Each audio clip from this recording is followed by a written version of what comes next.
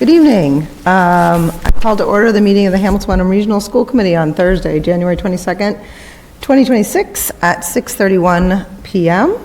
I'd like to remind everyone that this meeting is being recorded and live streamed. So the first order of business, just so everyone knows, is we have two public hearings. The first is on school choice, and this is for 2026-2027, and I think Eric is going to start us off with some information. Thank you. Good evening, everyone.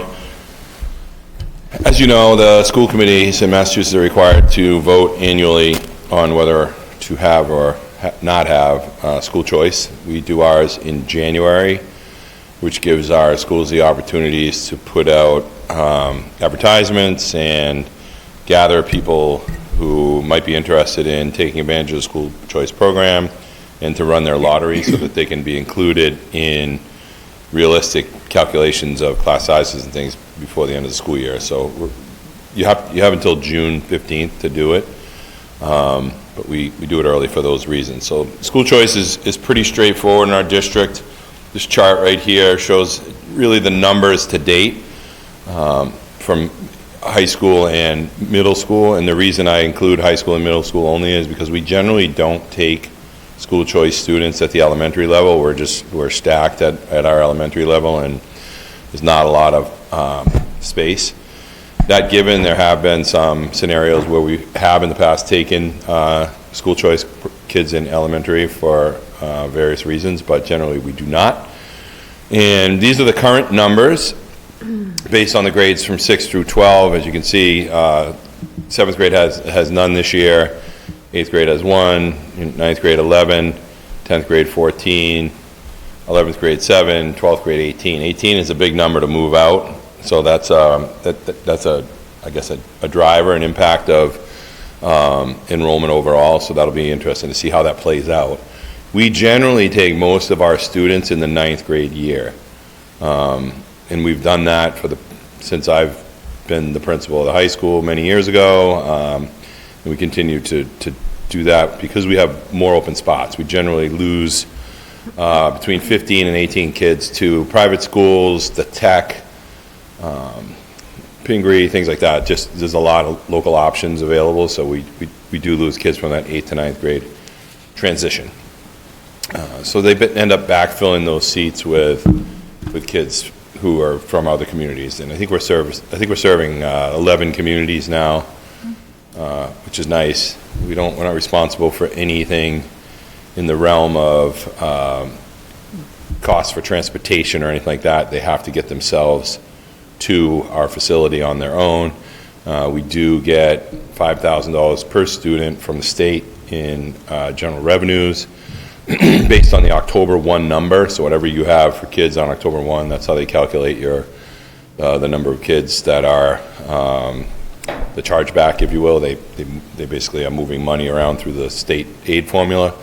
And then the any other offsets that occur for, say, a student with an IEP who may have extreme services or be in need of services above the thresholds, and I think it's about $46,000. So anything about $46,000 in costs for us on a choice kid who has an extensive IEP would be covered by state monies as well through the circuit breaker. So the numbers we have are reasonable and tolerable.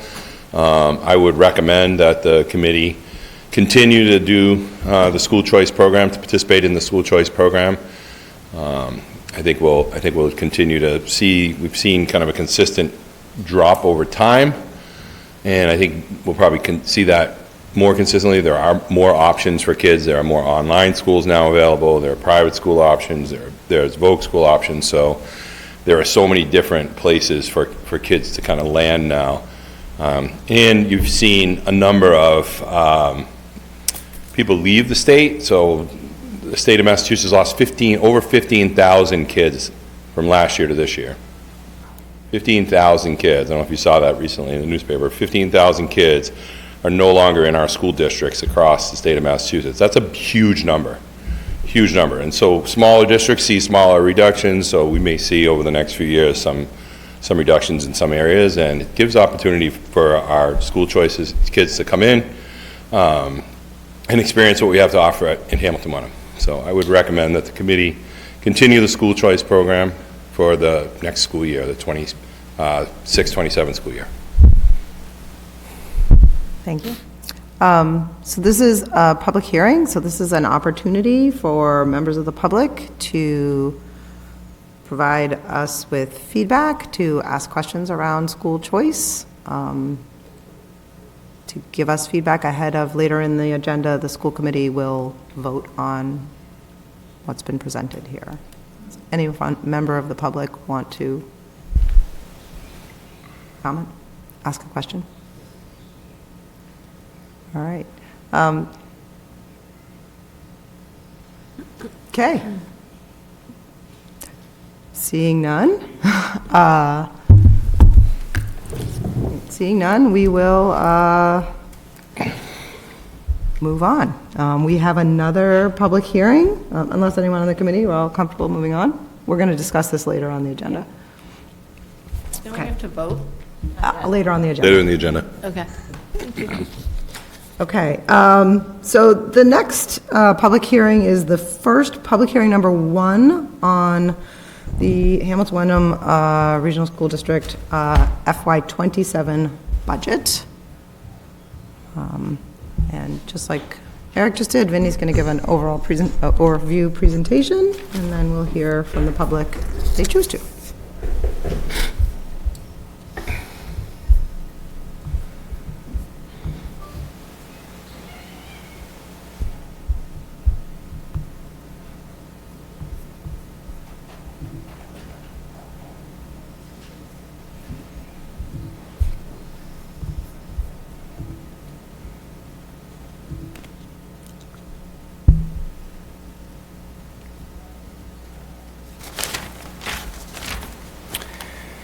Thank you guys for joining us tonight. We are here to open up our first public hearing on the superintendent's FY27 budget request. I'm just going to do a brief presentation around the budget, very high level, but just a brief introduction. Our public hearing really allows for public input. It allows our citizens to voice their support, any opposition they might have, or just to voice concerns directly to the school committee about our budget. It also gives the community a chance and some time to receive answers. Usually this isn't done at a regular school committee meeting. Our public comment doesn't allow that back and forth. This at least gives you the opportunity to receive a response. It's also good for the school committee because it gives them an information gathering opportunity to receive crucial data and perspectives from our communities to help impact their decision on the budget, and it becomes official record in terms of their decision. Now, where do we stand for our FY27 budget in terms of our gross amount? We are coming in at $51.3 million, which year over year is an increase of $2.7 million, or roughly 5%. When you factor in all of our offsets in revenues of about $9.3 million, that is a reduction of $300,000 year over year. That's why you see here a positive revenue number. We are going down roughly 3%. When you take that off our gross amount, you're left with our net budget that is coming in at $42 million, or roughly $3 million over the prior year, which is a 7.8% increase. Right here, I've presented a chart based on our major programs, major schools and departments. I've also included our debt service at the bottom for our total gross operating budget of $51 million. Just a few big factors that have come into play this year is obviously our contractual agreements with our unions and our overall salaries.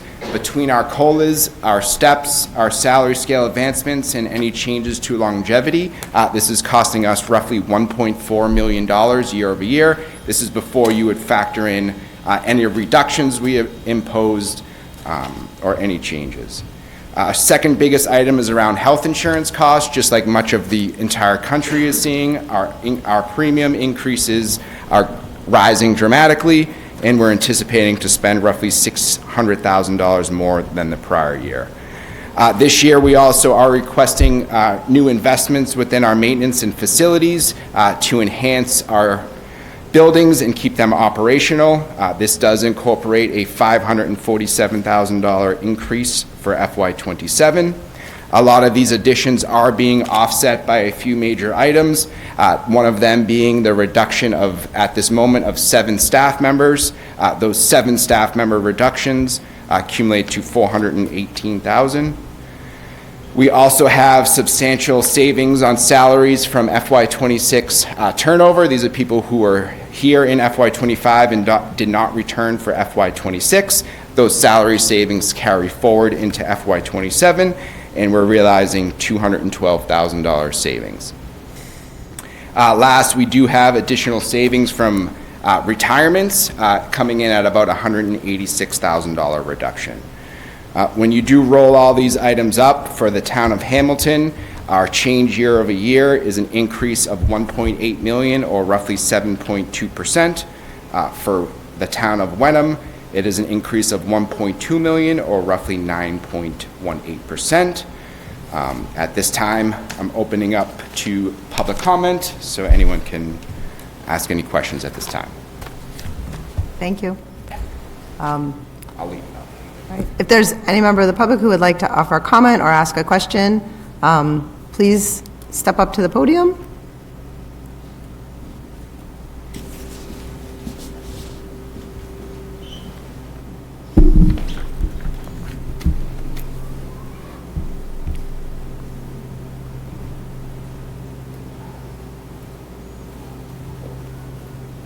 Okay, I don't see anybody in, nope, nobody wants to make a comment?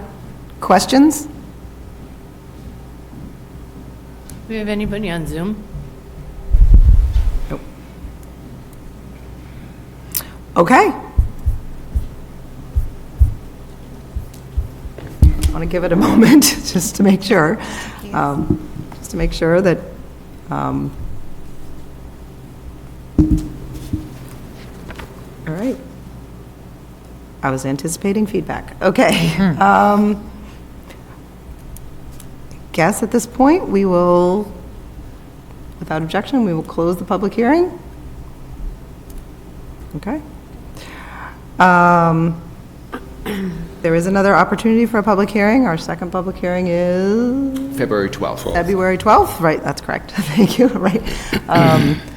That is the anticipated date that the school committee will be voting on the budget. So that will be right immediately ahead of that. I'm going to look to the committee. So public hearing is closed. I'm going to look to the committee. Our meeting generally begins at 7. It's 6:45 now. I just want to be respectful of that. Our citizens' comments typically occur at 7 o'clock. I don't know what the committee wants. Do we want to take a brief recess until 7 o'clock to ensure that people can come at the regular time? Do we want to? I mean, could different than we, that? could we start the meeting and come back to public comment at 7 o'clock, or is that not allowed? We were in the meeting right now. It's already been called to order, so we certainly could do that if people are comfortable. Again, I do want to, just to say it, I do want to say we always do say that the times are approximate.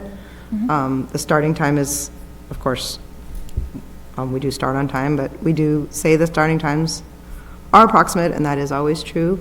And at the same time, we're pretty consistent about starting right at 7 o'clock, so I would understand if a citizen thought that 7 o'clock was the perfect time to come for citizen comments, so I do want to make that. All right. Are we, without objection, are we okay to move ahead but come back to citizen comments at 7? Yes. That makes sense. Okay. Thank you. Okay. Next up is item number 5, which is a review a portion of the school committee protocols. I think, Megan, is that you? Yeah. Thank you. As elected members of the Hamilton Wenham Regional School Committee, we, including the superintendent, accept the high honor and trust that has been placed in us to ensure that the students of the district receive the best education possible. To that end, we hereby commit to the following in the conduct of our business. All members will maintain the confidentiality of privileged information and will respect the open meeting law. Thank you. And next is a portion of our school committee mission statement. The Hamilton Wenham Regional School District School Committee's mission is to ensure our schools create graduates with a passion for lifelong learning, together with the critical skills needed to maximize their potential. The Hamilton Wenham Regional School Committee will lead and inspire a district that inspires all students to realize their fullest potential and feel a powerful sense of individual and collective belonging. Thank you. Okay. Next up, we have the superintendent's report. Thank you. A couple of quick items. On Tuesday, we've announced it a couple of times. Tuesday morning, Jenny Hunt and I, the principal at the Cutler, cruised into the State House. Emma joined us. Thanks for coming in, Emma. To accept the School of Distinction Award for the Cutler School for their improvement in MCAS. We were there with, I think, 55 other schools. Awards were presented by the new commissioner, Pedro Martinez, and Patrick Tutwiler, Secretary of Education. So that was fun to kind of go in and get into the State House, which is always a nice opportunity, beautiful place, but also to accept the award on behalf of the Cutler School and the work that the Cutler School staff and administration did last year to bring those scores up, in some cases over 100%. So congratulations again to the Cutler School. February 5th at 6 p.m., I have been invited to be a part of a panel discussion in Beverly by Representative Bowen, who will be hosting this panel discussion, and the discussion is centered around school funding, so things like Chapter 70 funding, fair share amendment impact for K-12 schools, special ed funding, and other things related to funding within our K-12 school districts. It's an open conversation, so people can come. It starts at 6 p.m., and I forget the exact location, but I can send it out to committee members. But they're working on nailing that down and getting speakers. I know there are a couple of speakers from the Beverly School District, myself, some people from State House will be there, and then it will be a panel discussion, and then there'll be breakouts for a smaller group. So about a 90-minute to 2-hour event, and again, it'll start at 6 p.m., and it's being hosted in Beverly. So that will be interesting, and I think a good opportunity for us to have those discussions across with other communities, and hopefully people from surrounding communities will join us as well, because I think it's important for our state reps to hear the things that are happening. I mean, Representative Bowen was with us last night, so she has an ear to the ground here, and I know she's been making her round, so we appreciate the opportunity to go out and discuss it publicly and have be a part of the panel. I'm excited and looking forward to it. So, thank you. Thank you. Great. Anyone have questions for Eric? No. Thank you very much. Next up is the consent agenda. Does anyone have any items from the consent agenda that they would like to hold? Nope. Julia? I move that we accept the consent agenda as presented. Second. Second by Jen Carr. All those in favor? That is 5 in favor.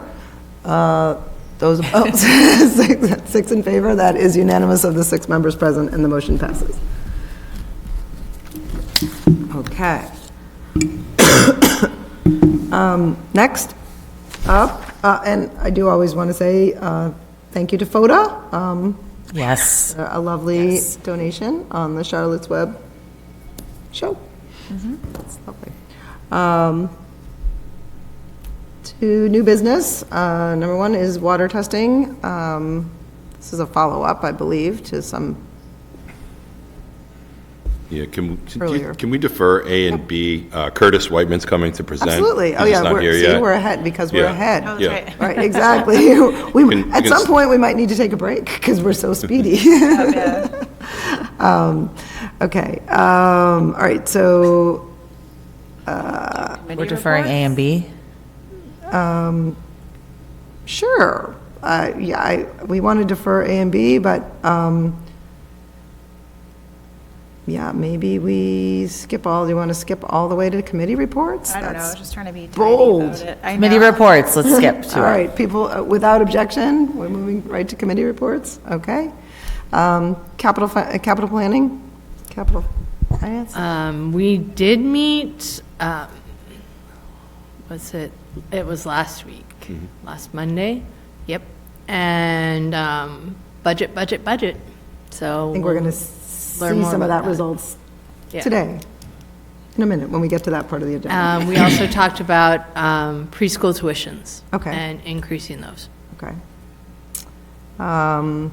Thank you, which we're also going to talk about today. Policy. Policy, we are meeting, no updates since last meeting. We're meeting on Monday, the 26th, where we'll be approving minutes and reviewing policy JFABD.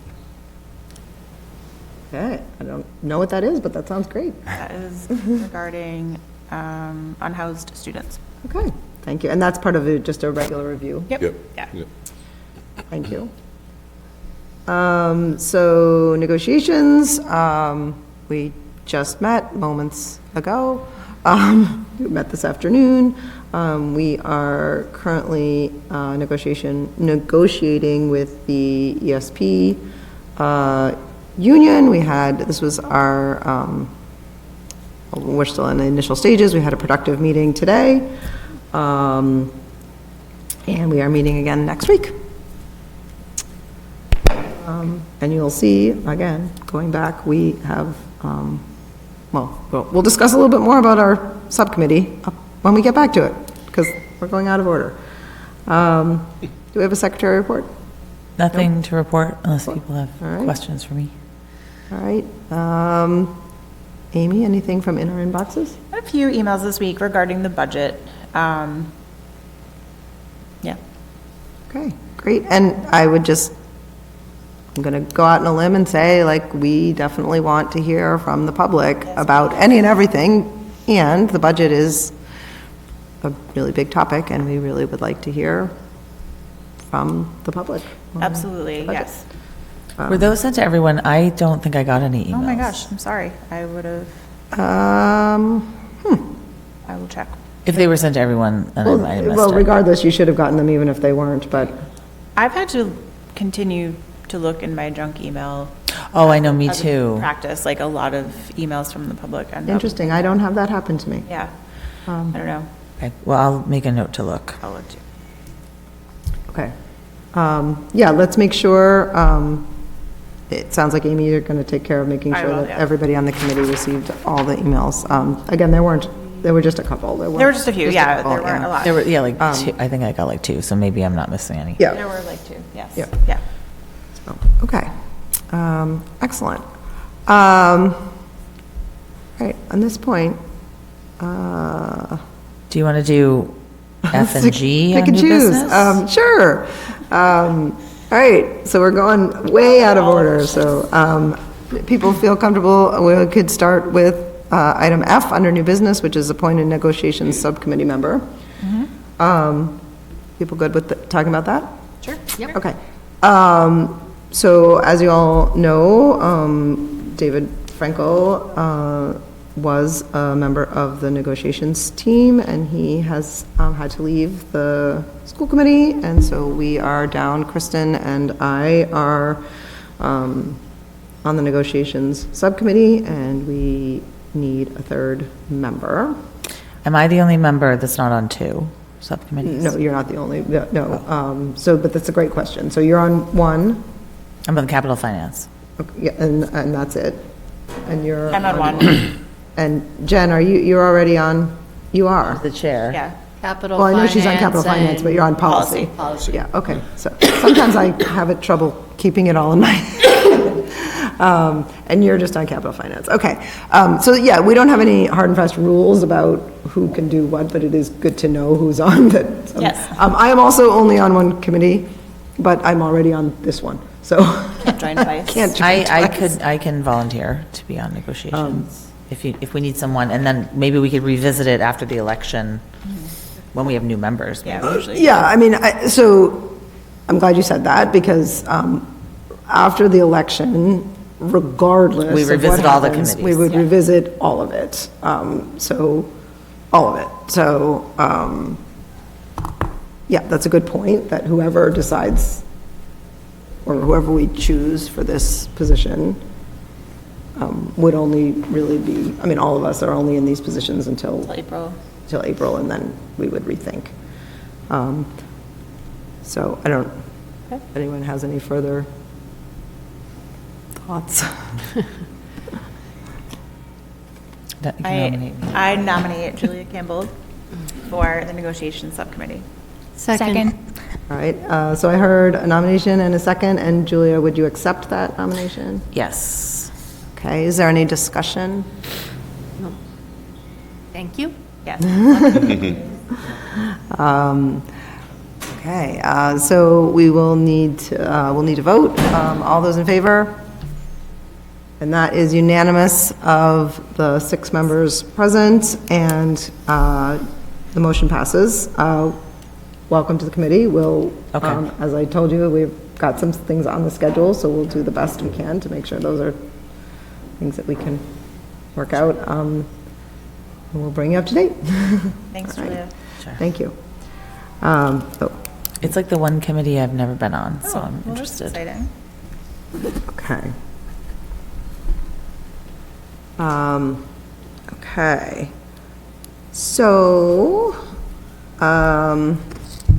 so just for any member of the public that just may have been joining us, we had some very brief public hearings at the beginning, so we're a little bit ahead of schedule. We are going to go backwards and accept public citizens' comment. So if anyone has a citizen comment, don't worry, you haven't missed your opportunity.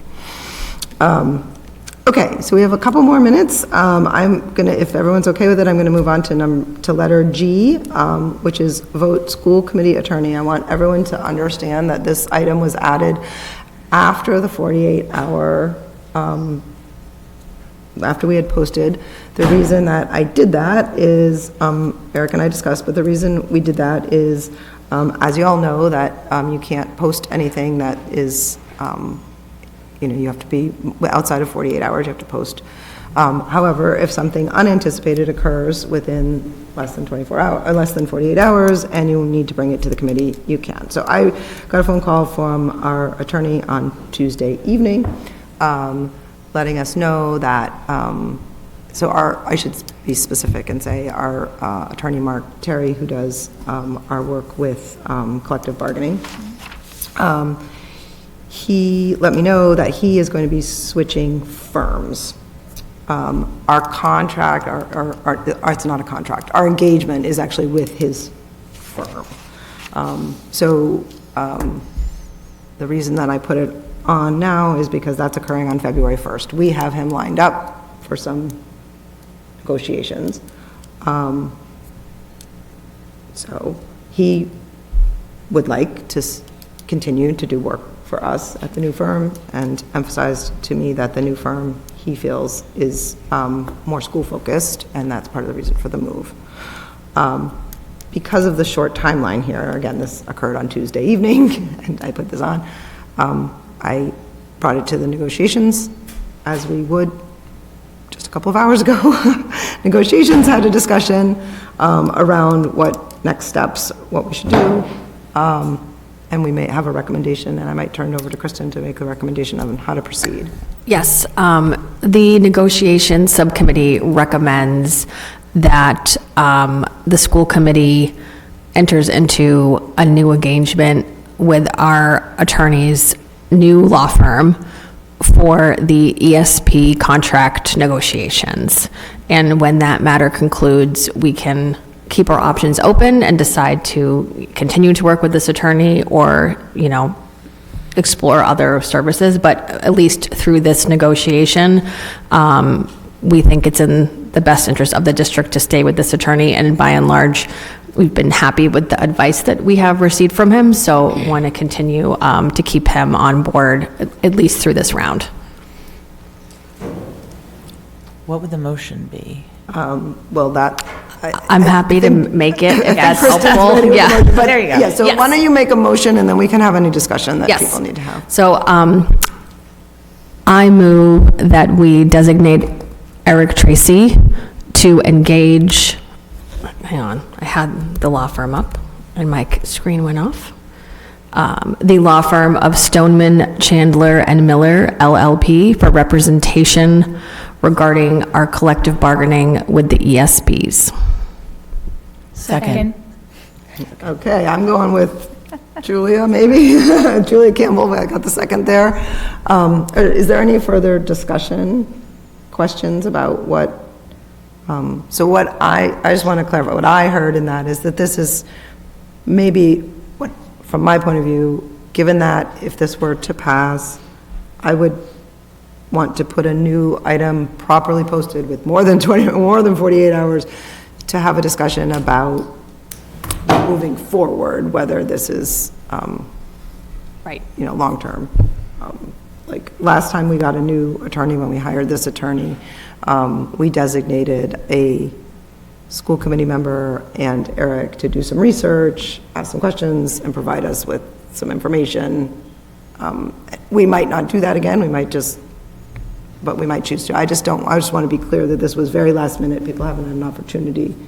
So I would look to probably putting it on a future agenda for a more detailed. Can I add just a detail, just so people know? We work with several of the Merrick Law attorneys, so we would still be engaged with them under our current agreement, and I just want people to understand that we'll still kind of be in two different firms. We're actually in several different firms for various things like special ed services, things like that, so it's not unusual, it's just, we just need to keep some of those other attorneys engaged in the work that they're doing, because some of it's long-term for us. Okay. Everybody understands the motion that's on the table. Anybody have anything else before we vote? Okay. All those in favor? That is unanimous of the 6 members present, and the motion passes. Thank you all for that.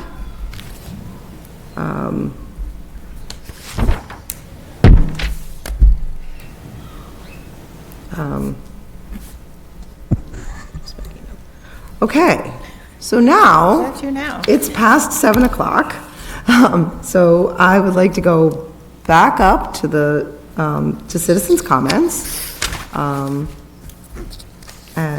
sort of begin there and give an opportunity. So, we did go a little bit out of order, but wanted to make sure that citizens had an opportunity to speak at 7 o'clock when we typically do that.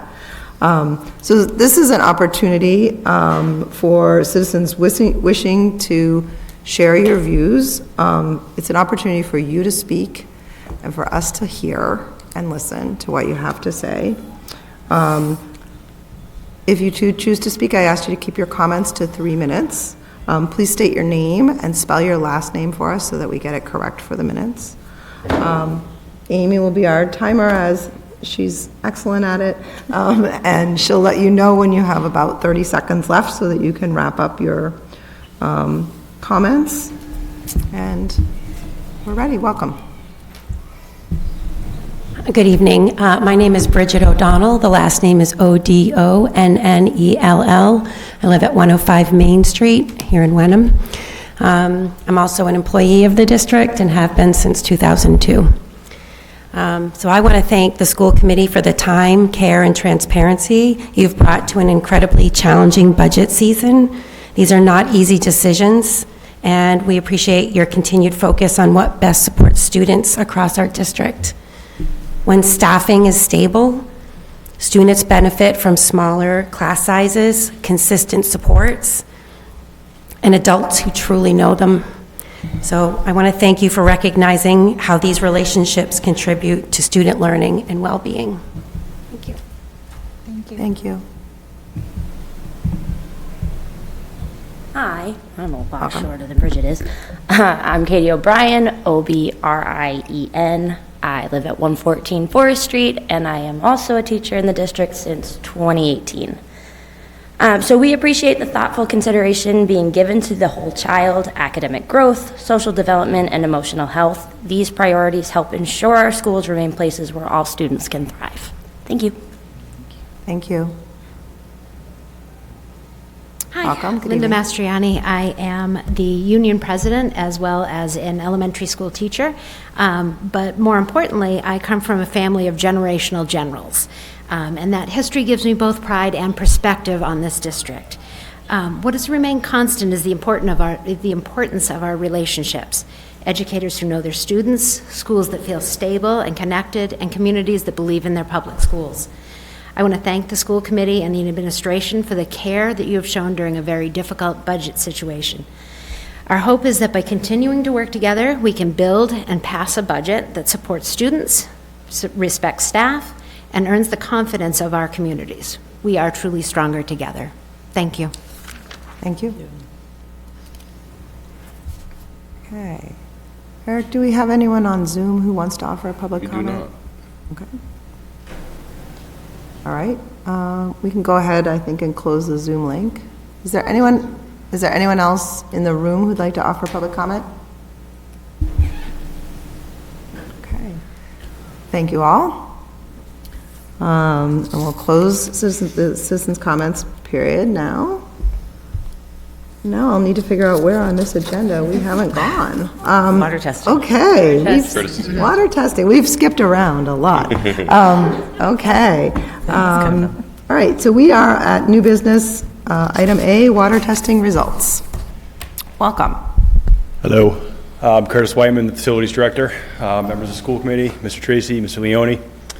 So first here, we're talking about the water testing results. So I am pleased to announce after many trials and tribulations of getting the water fixture here at Bucher correct, we are within conformance to the lead copper rule. So to this memo, I attached the test results, and yeah, it was, like I said, we went through quite a few fixtures here. It was a myriad of issues between water flow and fit and construction.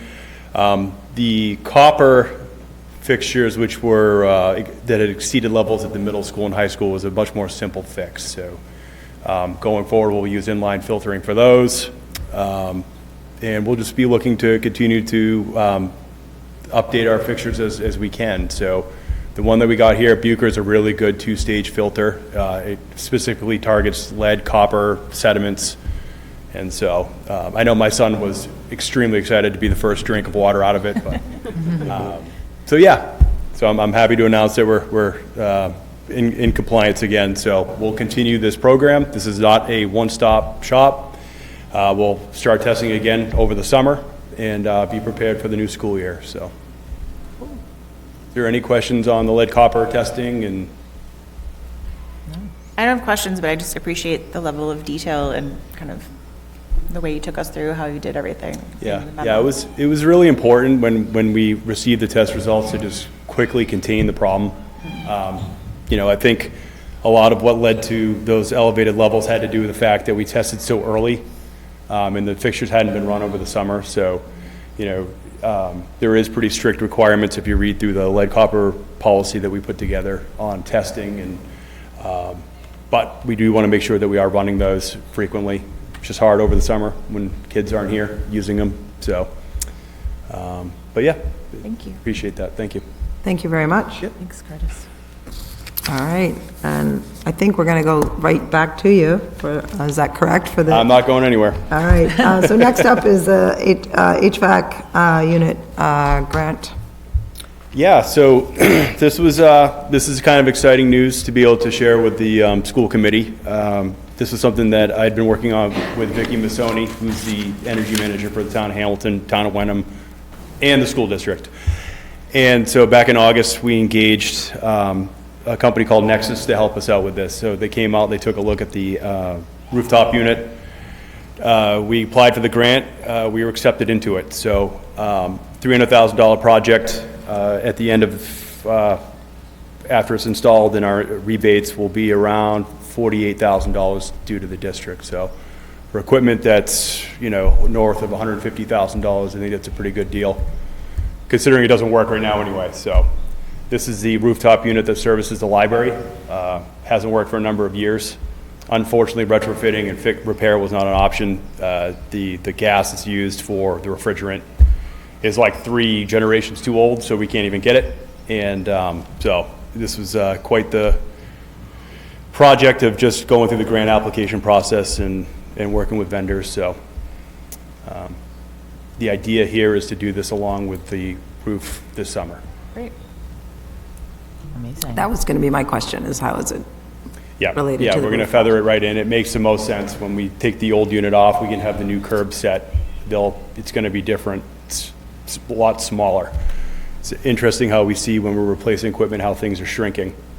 With the boiler project we just did, 3 boilers fit on the size of 1 footprint of our old boilers that were there just installed 20 years ago. So, but yeah, so this will certainly help out. This will allow us to do some, have an area where we can do training in the summer, for summer school, whatever.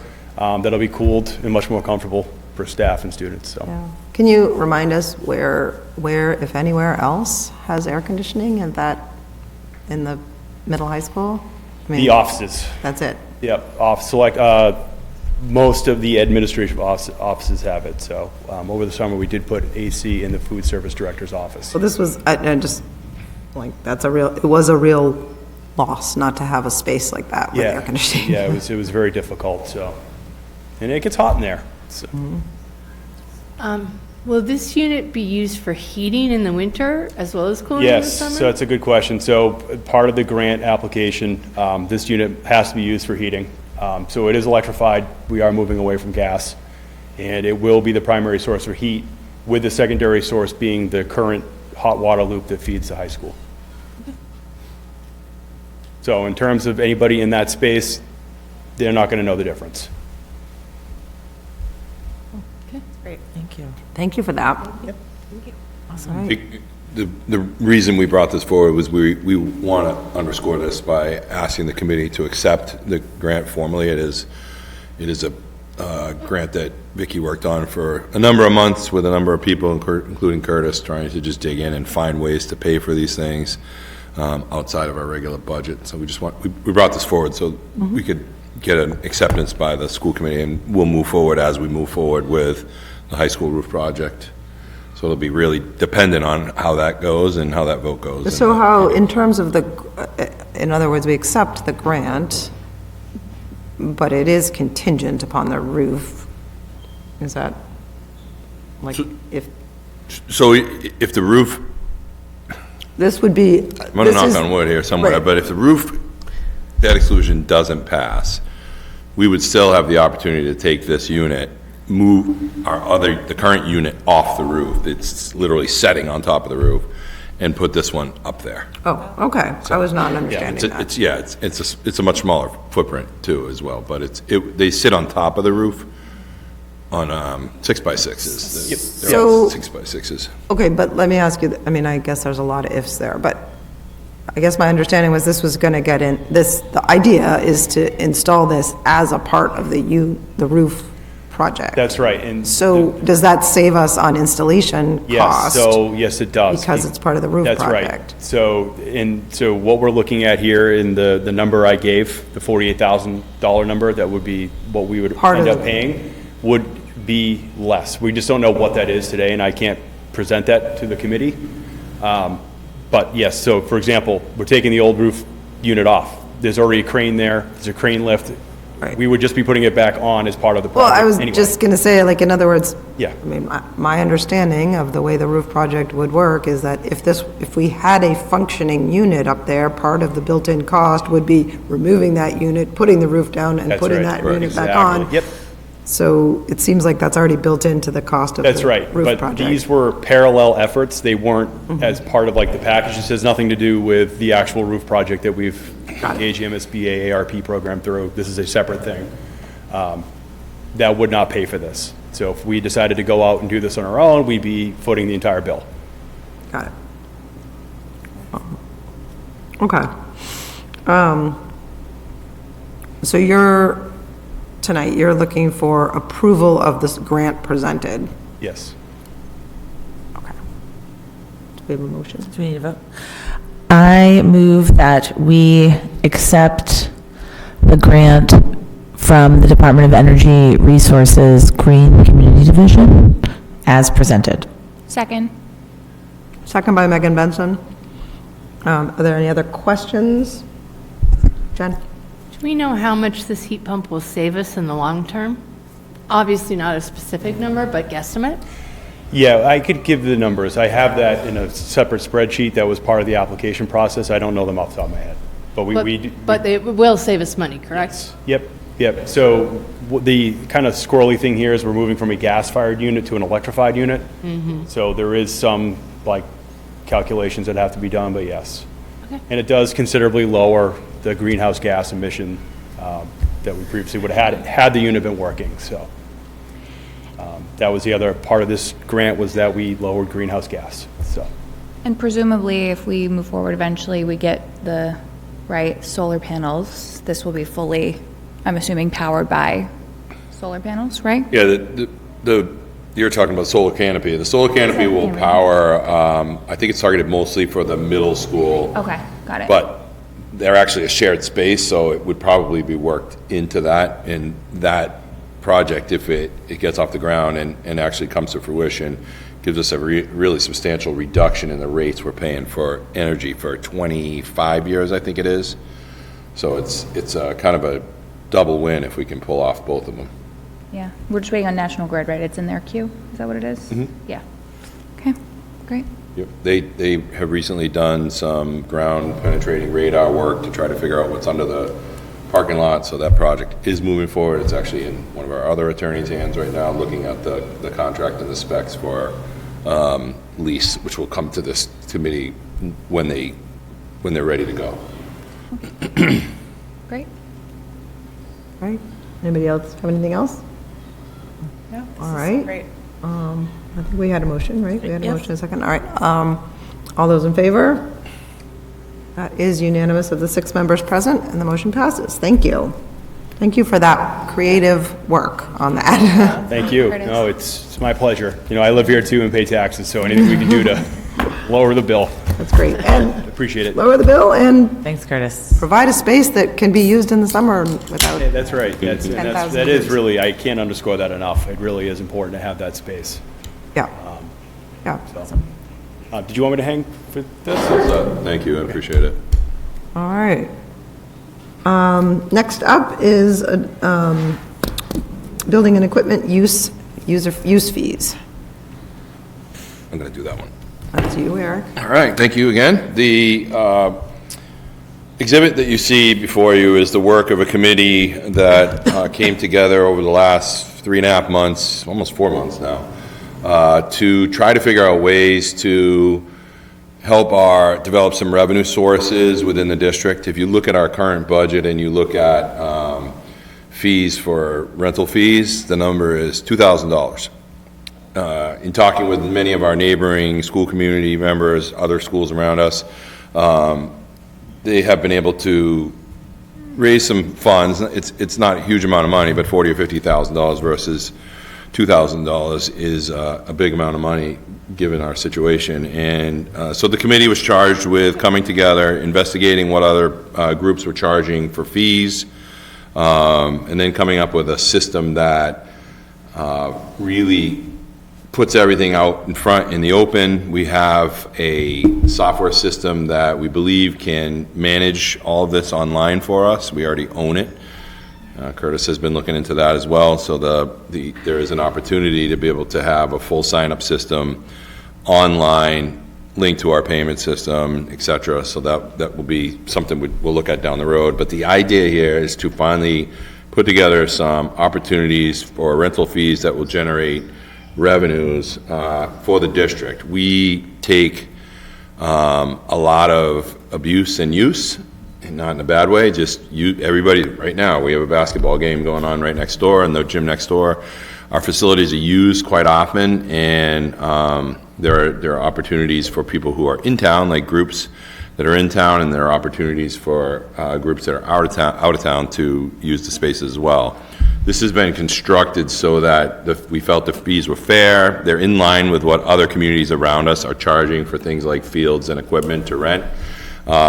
We have to take into account our current agreements with our things like custodial unions, who, they will often come in as part of a rental to open the bathrooms, clean up the trash, do some, any fix-up or anything that might occur. So these are the procedures we follow. On page 2, we've generally followed these for our groups, and then you'll see on page 3 are the recommended rental fees. These are based on high school, middle school versus elementary, and we've taken into account as many spaces as we have had people inquire to use. Classrooms, we don't generally charge a fee for unless it's something unusual. If somebody needs 20 classrooms to run an all-day seminar or something, we would work something out. But these are the fees that you see more often than not. It also takes advantage of all of the new facilities that we have due to the improvement project up behind the high school and middle school. And then the second part is looking at the staffing fees. We need, some people will need to use the auditorium. They'll need someone like a tech director or a tech intern to help them run the lights or the sound. So those are costs to us that in a lot of cases we end up paying for. So we're trying to flip that now and pass those costs along to the users. And these are really in line with what our costs would be if we were looking at the different groups like custodian, nutrition staff, tech director, food service people. And then we came up with 4 categories. We feel like it's important to really service the community groups, nonprofit groups, the same way they have. They use our facilities. They're there for their use. We waive many of those fees. School and town sponsors events, we would waive fees. Short-term community use, like local nonprofit groups, youth sports, something short-term, we would waive the fees. They do pay, however, for a custodian if they need it, because it starts to get expensive if we're paying for all of that. Adult groups and leagues, non-resident league, long-term rentals, those fees will be a full rental cost. And then for-profit rentals will be full rental costs. And we feel like this is a fair way to include our groups that currently use our facilities at no cost, to continue to do that. We want to grow our youth sports. We want to continue to support our recreation programs, and work with people in the community to give them the opportunity to use these facilities without having to pay. So we feel like this is kind of a fair breakdown of how to move forward. And really, that's it. I'll take any questions if you have any. I have a couple questions. Does anybody else have a question? So I have a question just about the categories on category, because I appreciate and agree that we want to make sure that our schools are supporting our community and our community is getting to use schools. And but I just want to make sure I understand category 2. Like, why does it say less than 5 weeks? What does that mean? They're really like, I use an example, things like intramural sports. Those are ours, but they only run for a few weeks at a time. They're not tying up a facility for a long term. Because we have so many groups vying for different things like youth football, youth lacrosse, youth field hockey, all of these different groups, if you tie up one facility for multiple, nobody else gets to use it. So we want to give people opportunity to share in the wealth, if you will, and the opportunity to play and use the fields. And equipment. We have equipment available. We want to make sure that's available to the public in these groups like our youth sports teams. And then I think this is that you were addressing this, but let's just use that as an example. Like if a town, I think like a town group or that falls into either category 1 or category 2 is using this and the fee is waived, but they are going to need tech support or rental or furniture setup, or they would be paying the custodial fee or because I feel really strongly that on those situations we shouldn't be earning money, but also that we shouldn't be losing money, that it should be just a net zero. Yep, the fee is the rental fee. Yeah. So if and it says just above that chart, the rental groups using the athletic complex, renting spaces, this fee will not be waived. Yep, no, I just wanted to make sure Yep. And that's part of the issue as we go dig through the past, if you will. a lot of times we end up eating the cost, and that digs into what we've already budgeted. So, Curtis might have money set aside for overtime that we have to dig into to pay for costs or something. So we're trying to pass that along because it really is not our cost.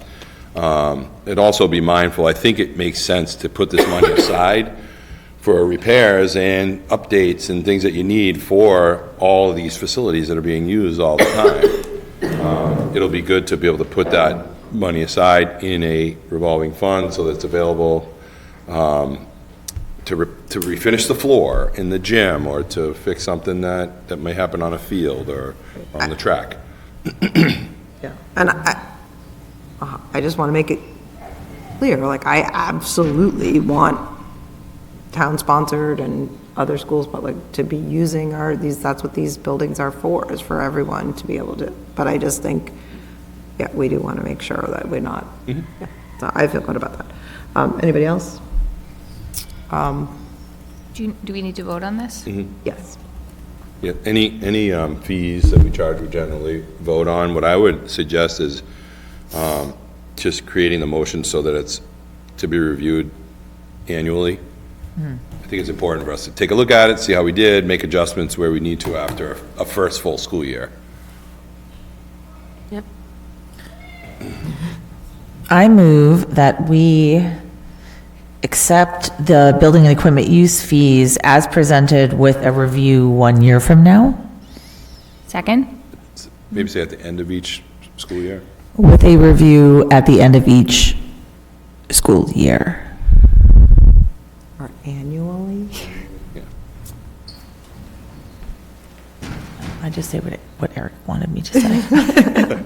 All right, I heard a second. With a friendly amendment to myself, with a review annually. That gives us a Broader, yeah. Right. You still second that, Amy? I still second. Seconded by Amy Kimberly. I'm sorry, I was just not wanting to lock us into, Yes. like, we have to do Right, this at a the end. specific Like, time. it could be. We do it annually, exactly. Like, well, I'm just saying, like, as Eric just mentioned, like, on the school choice, like, we have actually until June to have that Right. discussion, but we have reasons for wanting to do it earlier, like, it just gives us flexibility. All right, do people have any other discussion around? Yeah, I just have a question. Would we roll this into policy and add it to that schedule of reviews, or is this not a It's policy? not a policy, Yeah. but we would manage it similarly. Okay. Because I think it's part of, like, the other fees that we have across the district, we're doing a full review now and saying, okay, we need to review several of these fees that haven't been talked about for years that probably should be reviewed annually. So we're doing something similar right now with fees across the district that we did with the policy, the stuff that had annual and semi-annual reviews. Be the same exact process for just kind of keeping up with what needs to go next. I was just trying to roll it into an existing process. Thank you. Anybody else? Okay. All right, all those in favor? That is unanimous of the 6 members present, and the motion passes. Thank you for that work. Okay, preschool tuition.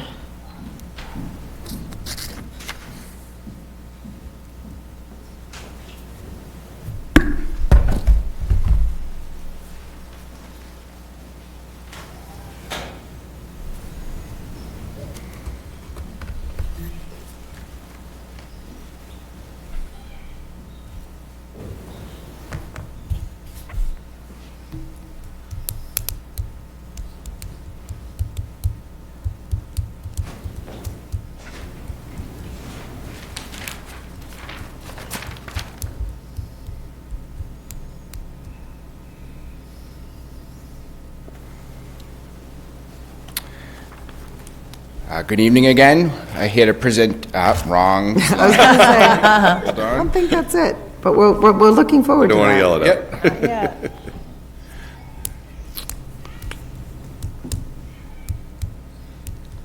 Okay. I'm here to request an increase to our preschool tuition for the 2026-2027 school year. Just to give a little background, this was presented to Capitol. We presented a recommended increase rate, and during capital, that rate was increased to what you are seeing here now. Our current rates for our preschool tuition program for our 5-day is $6,750, the 3-day is $4,050, and the 2-day is $2,700. At the time, again, vetted through capital, we are requesting an increase of 15%, and this would be rounded to the nearest whole $10 amount. So our proposed new rates would be $7,770 for our 5-day, $4,660 for the 3-day, and $3,110 for the 2-day. For some background, we did not have an increase for the 2005-2006 school year. The last increase we had was for 2004-2005. That was an 8% increase. So this year would almost make up for last year. It's almost 2 years of an increase. Just to kind of benchmark across surrounding districts, this does kind of put us still in the pack, probably in the lower end, but it is difficult to compare preschool programs. There is a lot of questions. How many days do the other communities meet? What time does their preschool program start and end? So you really have to dive deeper than just what the cost of the program is. However, it's at least here a comparative to show you that we still are within the group and within the pack if we increase our rates by this 15%. I did prepare a motion for you and can take any questions. All right, let's start with a motion and then we can ask. Okay, well, can I read it?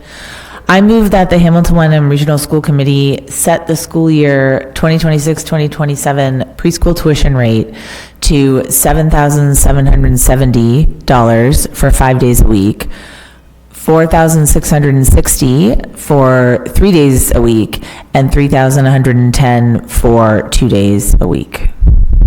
Second. Second by Amy Kunberger. All right, questions for Vinnie? My question is, are these rates comparable to other communities? Yes, we would be kind of on the Oh, good. lower I didn't see that pure end rate. of it, but it is, again, in there with some of them. Okay. Still, if you see Manchester, Essex is still a little higher.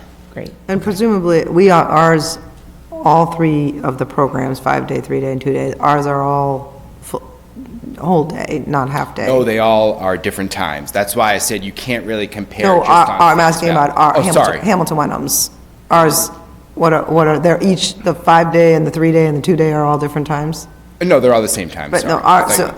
right, but They are not full day. Slightly shorter they're, than a full school day. right. Yeah. And I know that you can't, but we don't know whether Manchester, Essex are all the same. We do know some of them are shorter. We believe we have probably the Well, longest right, it says preschool Triton day. has half-day. Triton has half-day for whatever the that- 3-day program only. Right, and ours are till 1 o'clock or something? 1:30. 1:30, Yeah. 1:15 or something. So ours is kind of like a 3/4 of a day. 3/4 of a day, like more than half a day. Yep. Other questions? No. I have a question just about, when do parents typically sign their children up? Like, in other words, how much notice is this giving? So is that? this will probably go out in about a month, and enrollment sign-up, I think, is the end of April, and their down payment is shortly after that. Okay, that was kind of my question. So they about have- the They have to April put money timeframe. down in April or May, Yep. so I just want to make sure we're giving, It's a little earlier than May. It's more like the beginning April. of April. Yeah. yeah.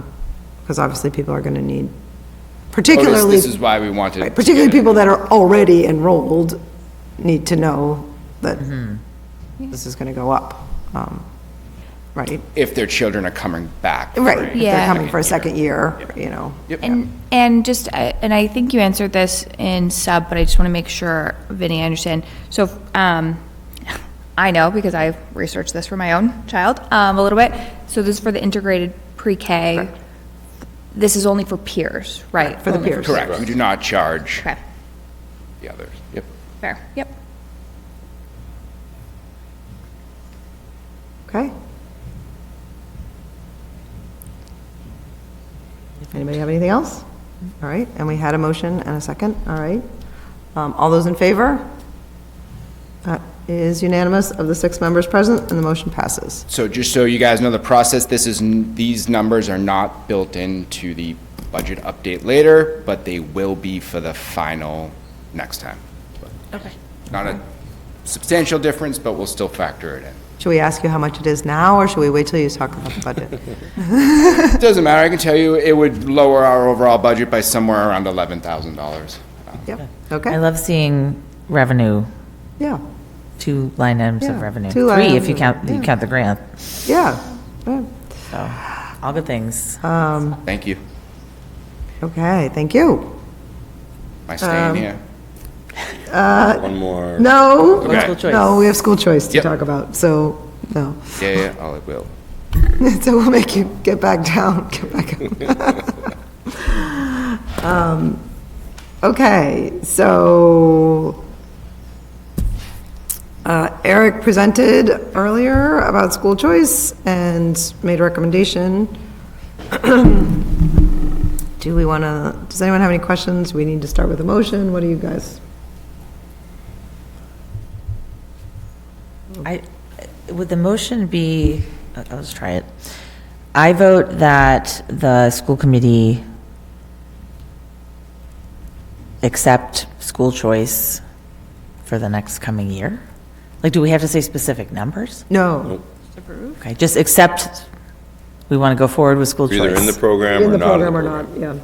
Yeah. Okay. Do we have a second? Second. Second by Jen Carr. So, people have questions? No?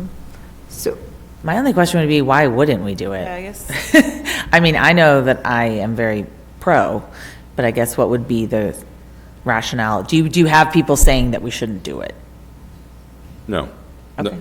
I mean, I don't, Not in the last 2 years. If you went back 12 years ago, when I was originally the principal of the high school, we had probably 160, 170 kids that were in the school choice program, and back then it was the same amount. The law was written in 1993, $5,000 a head. Right. It hasn't changed since then, so it's not this big revenue booster, but back then, there were, I think, between 150 and 175 kids across the district that were in school choice. When you do that, you're kind of artificially inflating where you should be in your numbers, and when you start to get into those numbers, like a third of your high school kids are choice, that becomes problematic, because then you're outspending your budget. You're underspending your budget, and you don't have enough revenue to keep up. So part of this is we're balancing it like seats on a plane. So we know we have X number of kids. We use English classes because everybody has to take English. And we look and say, okay, we know there's approximately 24 seats in, say, a middle school class, or 22 or 23 seats in a high school class.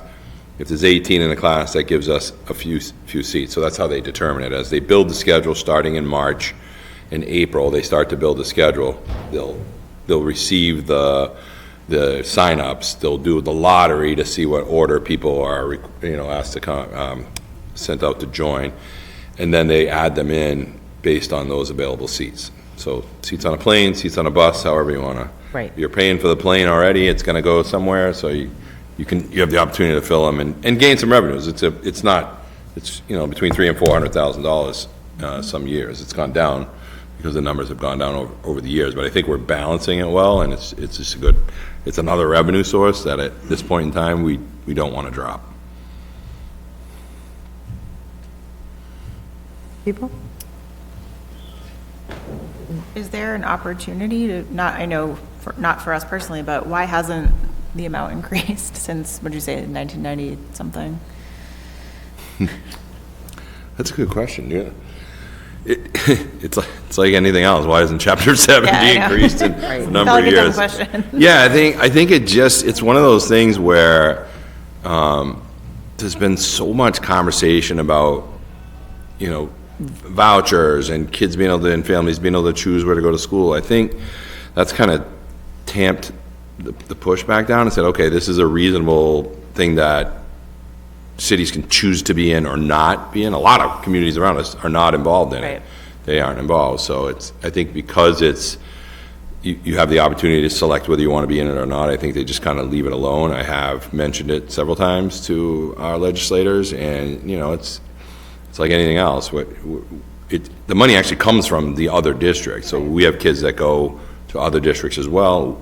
They take the $5,000 from our aid and send it to that other district. So it's an interesting way to allow kids the opportunity to go somewhere else. Some kids need it. Some kids just want a different experience, and it's a fairly reasonable trade-off between the communities that are doing it. I don't think it's something that's overwhelming. Again, unless you get up to an exorbitant amount of kids, so that your funds are being outpaced. Okay. And I guess, by being, you're in or you're out, but there's no requirement. Like, we could Correct. have a year where we take no students. Correct. Because we've calculated, like, if we calculated out and we were like, we're really right-sized, we don't have empty seats, we're not going to take anybody. Like you're saying, basically about elementary school right now, we're really Yeah, full. no, there's no So- seats available. Right, so, And the high school's a good example. You're looking at, like, say, 460 kids. You have 54, I think, in the high school that are high school age. If you said, all right, we're going to let that group wash out and not do school choice anymore, now your school size drops fairly dramatically. It allows you some ability to adjust your budget, but then you're back to where you started a couple of years later, and you lost that revenue source at the same time. So it's a really delicate balance about how to use it and when to kind of tune it down or turn it up a little bit. It's harder for the small districts to take too many kids. I think you just have to do what we're doing and fill seats and keep an eye on it. okay. Anybody have anything else? All right. We made a motion, right? Yep, all right. All those in favor? That is unanimous of the motion, of the members present, and the motion passes. Okay, and now, we already did F and G. And now, back to Vinnie. The budget update. The news report. And now back to me. And now,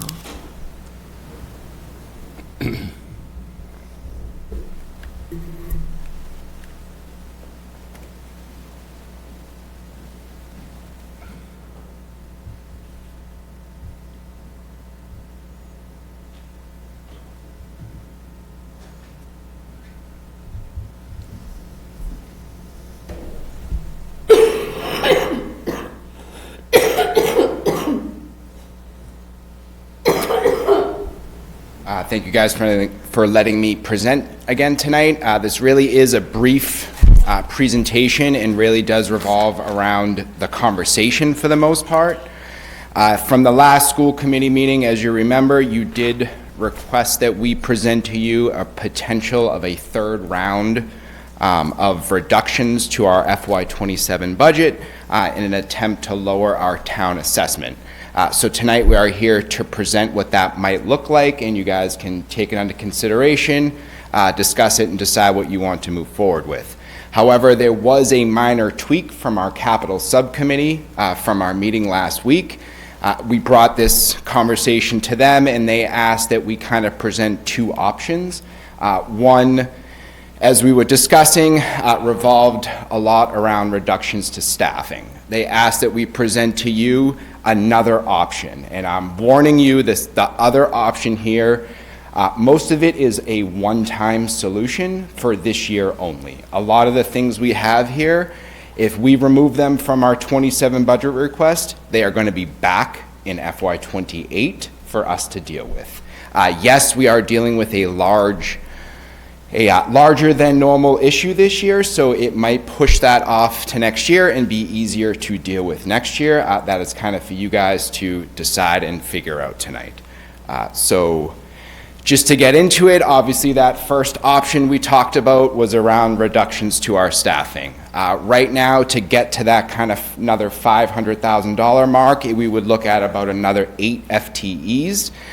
Right now, we have it dispersed to be 1 at Cutler, 1 at Winthrop, 2 at the middle school, 3 at the high school, and 1 at Central. If you do remember, the first round of FTE reductions, it was dispersed a little different.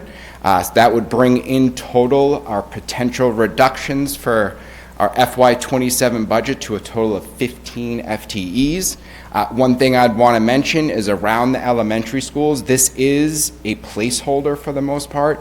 We don't know if it's going to be exactly 1 Bucher, 2 Cutler, 1 Winthrop. It could be dispersed a little bit differently depending how it all rolls out. Again, at the moment, at the elementary level, it is a placeholder. Up at the secondary and at Central, it probably will be close to something like that. So between all of these positions, all 15, we are looking at a total potential reduction of $90,000. Again, this is using the base salary of $59,745. That includes full unemployment costs for all of the positions and does not include any health insurance.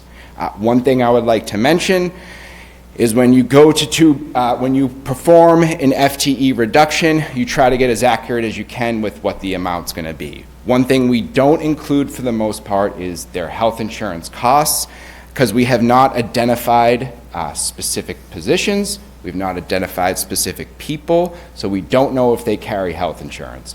One thing you all know about Hamilton's health insurance, it costs us nearly $30,000 a year for one family plan. So for me to incorporate another $30,000 reduction and then they do not have health insurance will leave us in a hole for FY27 when we actually go to implement those reductions. I also want to say that if the reverse happens, we would end up having a good amount of savings in our health insurance for FY27. So if this comes to fruition, and a lot of these people might have health insurance, again, we're going to see savings and leftover funds in 27. I at least wanted to mention that in case it happens. If the decision is to move forward with this, I would probably recommend that we do add a little in for a reduction in health insurance. If we were going to be somewhere around the 7 people, again, I would recommend that we don't, but 15 people, we have a much higher probability that someone's going to have health insurance in here. So if the decision is to move forward this way, I would probably say we should add a little bit more of a decrease to come up with that health insurance amount. But nonetheless, this is one potential option. This does make a permanent reduction in our budget. It does lower it now. It lowers it in FY28 and moving forward, obviously, if we don't add back in any staffing. However, to bring us to a different option, it really revolves around non-personnel and trying to just lower our FY27 budget. But I want to remind you that a lot of these things I'm going to talk about will be back in FY28. I'll use one of them as an example and try to explain what I mean. But before I get into that, one of the things we are not to say recommending, that we are saying as an option, is currently we included roughly the $550,000 for enhancements in our maintenance and facilities department. Out of that $550,000, roughly $300,000 could be considered capital items. So one thing we could do is put this up for a separate vote. Don't include it in our operating budget, break it out and make it a capital exclusion, which is different from a debt exclusion. A debt exclusion, like it sounds, you're taking out debt for multiple years and paying a little off every year.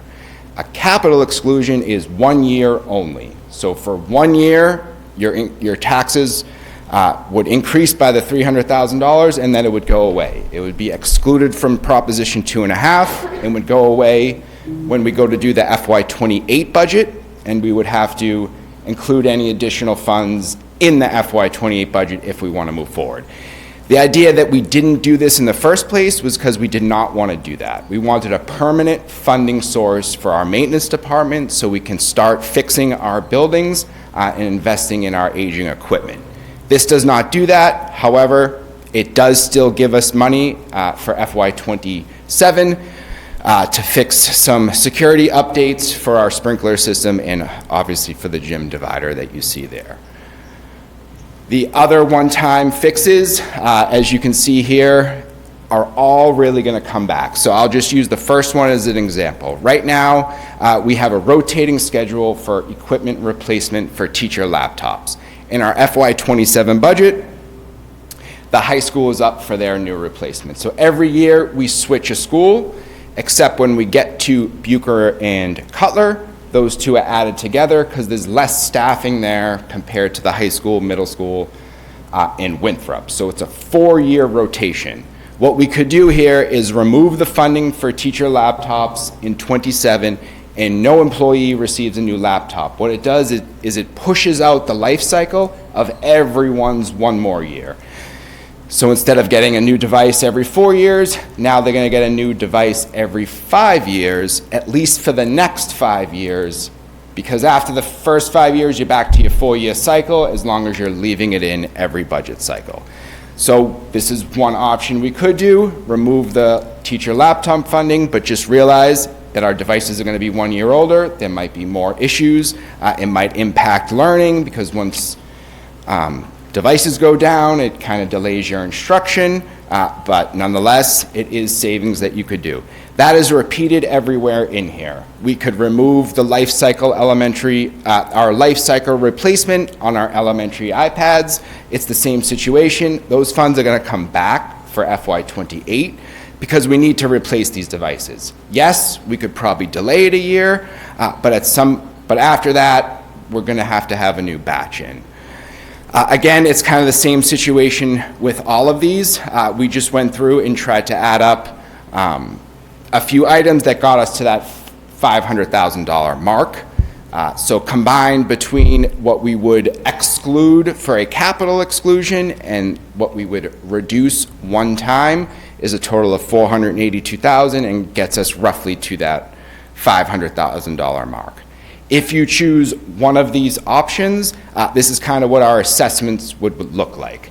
It would drop Hamilton down to below 6% and Wenham to below 8%. As you saw last night, it was more of a just under 7% for Hamilton and just over 9% for Wenham. I think that concludes it, and we can answer questions and open it up for you guys to discuss. Obviously, there could be more options where it's a little bit of both, but that's really up for you guys to decide. So can help guide you through the conversation if you'd like. I have a question. Of course. So that last chart that you showed, that is with staff reduction one?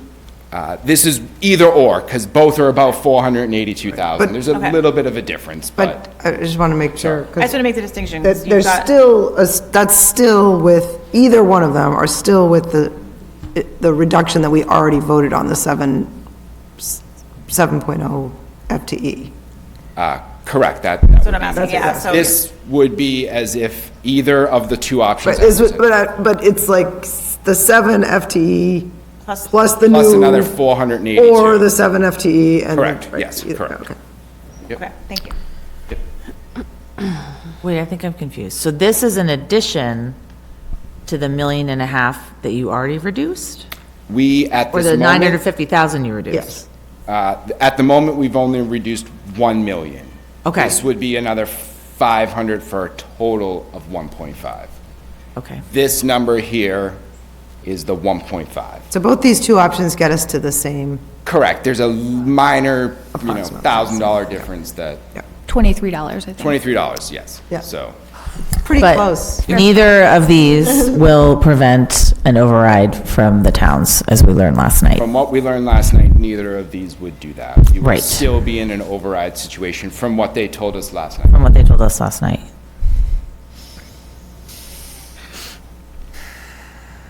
Okay. Does anyone have questions before we move on to discussion? Questions about? My question is just to reiterate, because people might not have been listening last night to the quintuple board meeting when you said something about class sizes being affected. Can you repeat just what you said last night? Yep. I will go to one of the slides. So with these round of FTE reductions, the first round, for the most part, you've implemented. That's within our tentative budget. That's what we're dealing with right now. We feel like we can handle the 7-member FTE reduction without drastically impacting class size or how we provide instruction. If we go into this second round of reductions, if we add in another 8 FTEs for a total of 15, we will see class size implications in how we provide instruction. Thank you. If we go through to this third round of reduction, second round of FTE reductions. At all levels or just at the high school and middle school? High school, middle school, most likely. You see the biggest impacts, as you can see on the 6 and the 4, 10 of those positions come from middle school, high school. That's a pretty big impact for they're both small programs, so.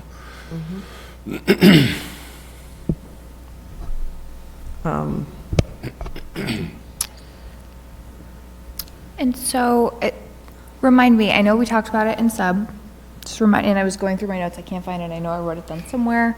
And I know, Vinny, you brought it up at the top of this discussion, and we talked about it a little bit last night, so I'll just kind of reiterate a little bit for public awareness, I think. Last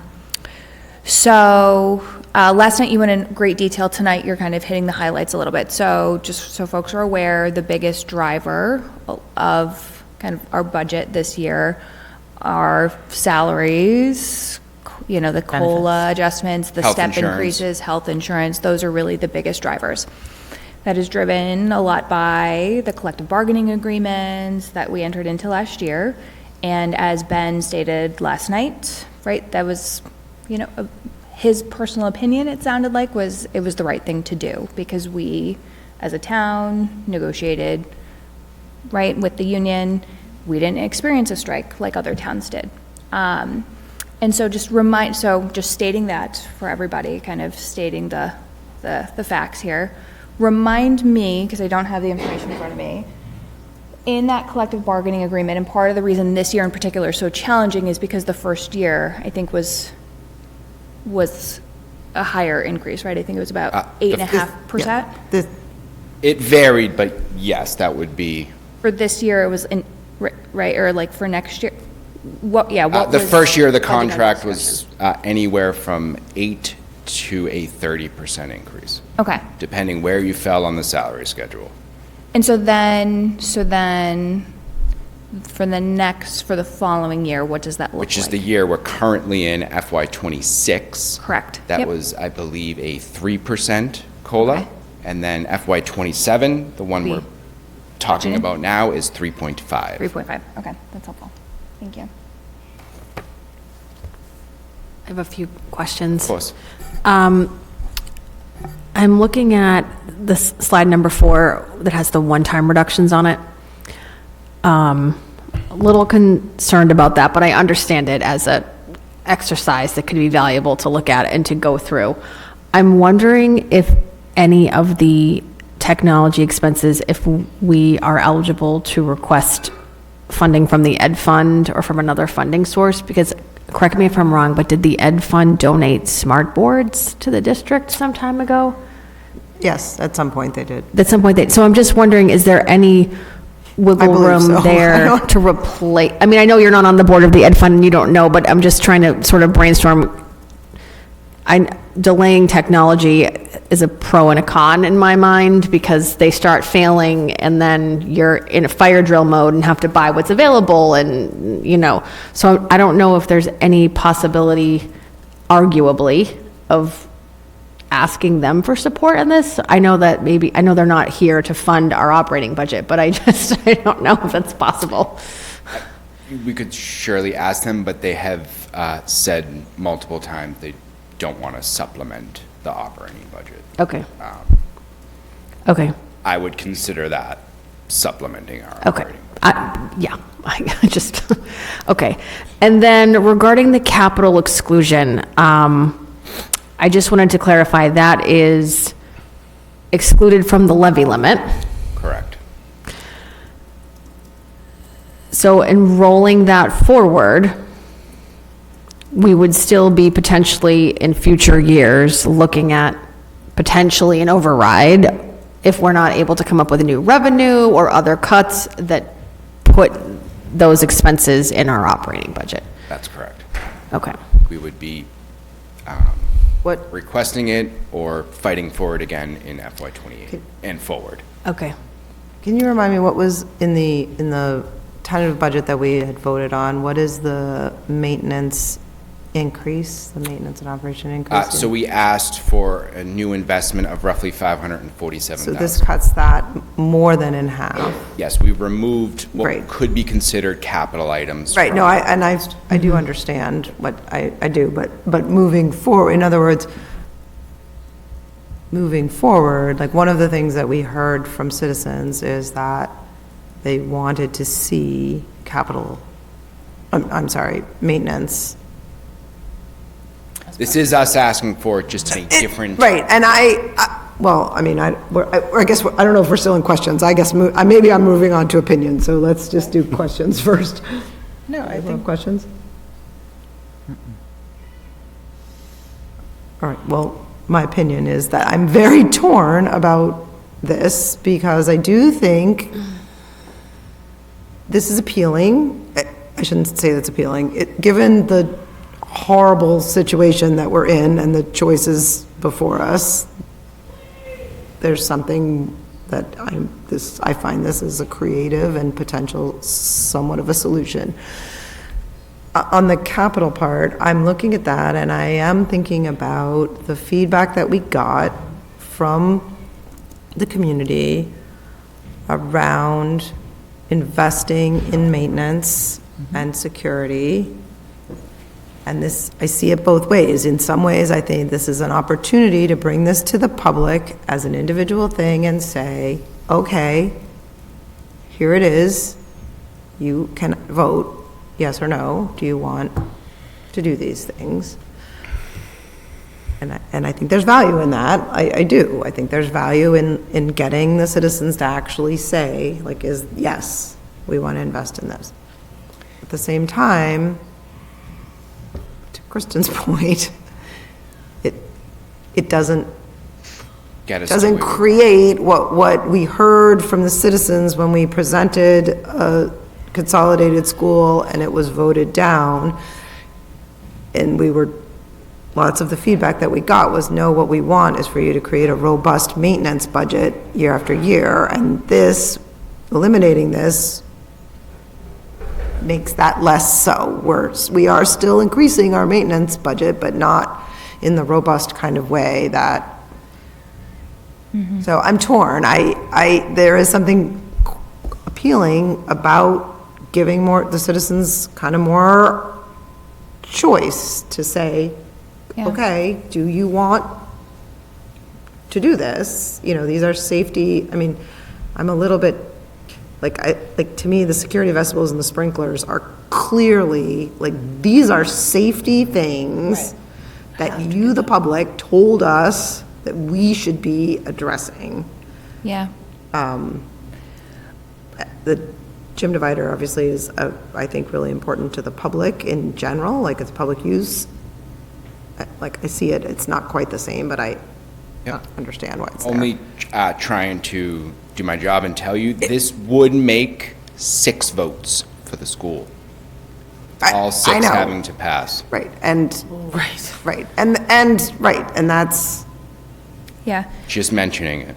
But I think where I also struggle though, so yes, and we heard that having a robust maintenance budget is important to the towns. We also heard that our town values the quality education and small class sizes. We heard that over and over and over again. And we also heard support for teacher salaries. Correct. We really did. We heard all of these things. We got positive, I guess maybe not 100% positive, but we did get positive feedback about having successfully negotiated with the union to pay our teachers an appropriate retain talent, avoid a strike. So all of the things. So we heard all of those messages. This is, it's very, very challenging.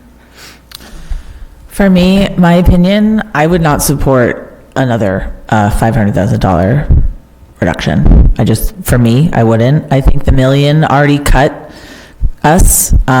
This cuts us to the bone, and it's just like both of you said. What we've heard from the community and like what I value is the small class sizes, the personalization. We heard from teachers and employers tonight. I really believe that this is going to dramatically affect services and the quality of education, and we're going to see the ramifications of it.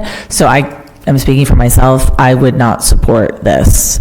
The other piece that I'm very concerned about is what I heard last night at the Quintuple Board meeting. I'm very concerned that this is going to turn into a town versus school issue, where I already heard it last night from Hamilton. Basically, you're forcing us to reduce our budget when we're not asking them to reduce their budget. But I just don't want it to turn into like a school versus town issue. I don't necessarily have the solution for that, but I think the more we parse it out a la carte, the more it does turn into that. And the more it gets muddied and sort of gets watered down. So for me, I always say it, a budget reflects our values. Unfortunately, we can't pay for everything we want to pay for. That's everybody in the world. We can't pay for everything we want to pay for. But it really does come down to, as a school committee member, I am tasked with what is best for the children, and I'm tasked with listening to the community on their priorities. And to me, if I'm doing both of those things, then I cannot support an extra $500,000 reduction. So At the end of capital finance, when we talked about both of these, I was torn. I understand the benefits of both, but when I got home, and I've had now a little over a week to think about this, I feel like this option is disingenuous. We're not saving the town any money by doing this. Like we are if we cut the one-time things, but all we're doing is moving $300,000 into a different category. unless they vote it down. What? Unless they vote it down, Unless they vote it down. right? And those are projects that I don't think we can, in good conscience, allow, like, they can't be voted down. Those are safety issues. Well, I mean, I if they get voted down, I'd rather they get voted down in the entire budget as a single unit, I certainly think it's either. rather need- than letting either people need- pick and choose. I wouldn't exclude them without having the citizens, like, I would want that either in the budget or as a separate, like, I wouldn't want us to remove them Oh, yeah, no. without, like, in other words, we heard loud and clear that the citizens said we need more safety and more maintenance, so I wouldn't want us to, I'm sorry, I stepped on what you were saying, go ahead. Do you have more to say? All I'm saying is, right, we tasked Vinnie and Eric with removing an additional $500,000 from the budget. This option doesn't do that. It removes an additional $200,000 from the budget, and then it just moves $300,000 underneath another category. And so then next year, we're up in the same position that we are now, being asked to cut, $300,000 from the budget, which is going to be another 7 or 8 positions. On the other hand, you'd save those 7, 8 positions for 1 year. I'm just playing devil's advocate, the other right? option? It's like, What was the other one? so, but just to be clear, I want to just jump Okay, in the and say. reductions to staffing, that okay. We've got presented with options, but it's not that you have to pick one of Right, these. Like right. You Julia don't have just, to pick either Julia one. just You can said, choose to do and I nothing. don't want to put words in your mouth, but I think what you were saying is, no, I want to go back to the tentative budget that we already voted on. I, to be honest, am wondering, like, I think this is too much, what the two options that you've presented, both are too much for me.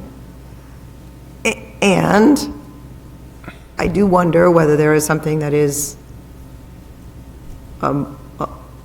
more of a reduction than we already had in the tentative budget, but not as much as this. and I know that that's, I'm just saying, like, I think this is too much. I shared why there's some things that are appealing about that second option to me. Fully understanding that Jen is 100% right, that it, you know, we're going to put ourselves in the same situation next year. I fully understand that. I guess and maybe the answer already is true, that like when you did this, on the left, that represents the tentative budget that we already voted on, that maybe that is the maximum, that 7 FTE reduction is the maximum that you all, Eric, shared with us, like this is what we feel doesn't really, we can still provide the level of student learning that we want to provide, and maybe that is the maximum. Like, in other words, if we had 8 FTEs, is that total? I'm talking about not 8 more, I'm saying 1 more than that. Like, is that the line? You know what I'm saying? I know that that's a hard question. I'm just trying to say, like, I feel like that's where I am, is that, like, I kind of wish it was a little bit more reduced than that tentative budget, but this is too far for me. Again, just saying it, you could choose to not do the 8 and do whatever you think would make the budget pass at town meeting. What if It's not 8, maybe it's 3, maybe it's a combination. You don't have to go with what's presented. That's what I'm saying, is we don't have, it's not like you have to pick this one or this one. We could say no. One of entirety. We could one or say the no, other. we go right back to the tentative budget and we're not budging, or half of this one and none of the second option, or. right, or you could say like, okay, we'll remove those capital items and put them up for a capital exclusion. And leave everything else. And leave everything else, like we could, right. Which might be something that I could think about, actually. Like, What if we took the actual reductions, so the one-time reductions that will return for fiscal year 2028, that 184,000, lose those, because then we're actually saving the town, at least at the moment, $184,000, and then reduce the number of FTEs so that the two values add up to our total 500,000. So we're still going to lose some. I don't know what you're saying, I'm sorry. She's saying take part of option 1, part of option 2. Roughly? Oh, I see. Yes. So make those cuts, the one-time FY '27 reductions. I'm And just that going to round up to 200,000 to make that clear. That means to get to our $1.5 million in cuts, we need to cut an additional 300,000. So if we go back to the previous slide, keep going. Sorry, my computer's telling me to plug it in. Oh, no. So instead of cutting 8 FTEs to get to 500,000, Yep. we cut fewer FTEs to get to 300,000. Aren't we still kicking the can for those other expenses? Yes. Yes. Yep. So to me, it's like we're just having the same conversation next year. No, but And maybe even worse, because I- maybe the technology is expired or something. This is all good. I think it's just good to throw out ideas. Like, I just think it's good to, like, think about. So that would still be kicking the can down the road with those, and it would be, tell me how many, what are we using for the FTE? Roughly 60,000. Right, so So if you want 300, it's 5. instead of 8. Still a lot.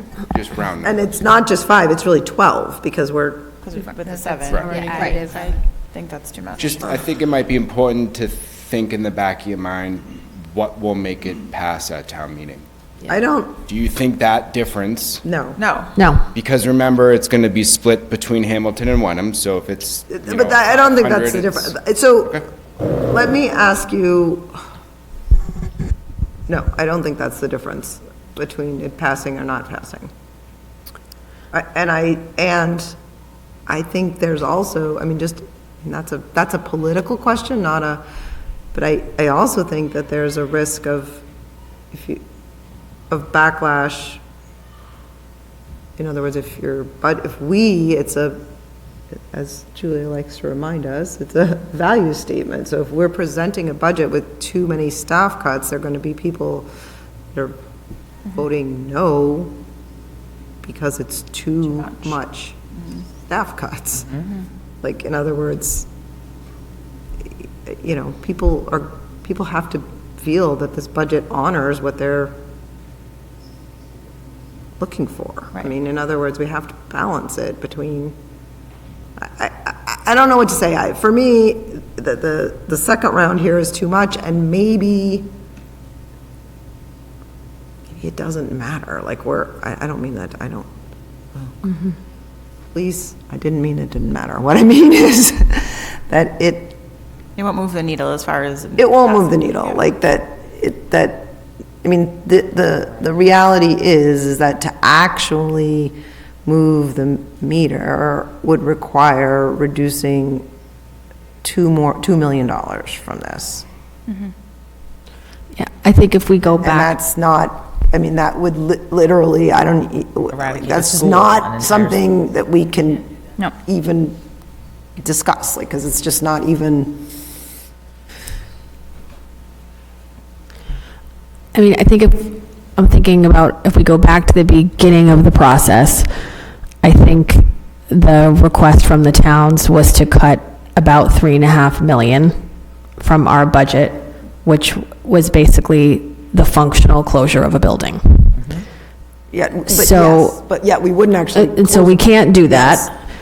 But I think it just illustrates really starkly the structural problem of the two towns and the district, and that to continue the district the way it is and to make the improvements that people have said that they wanted, I think we're looking at a period, given the limitations of Proposition 2.5, given inflation, and given the need to adjust the wages that we pay the faculty with the collective bargaining agreement, I think we're looking at, to me, it seems like sequential years of override, to do this. And so I don't know what's politically more palatable.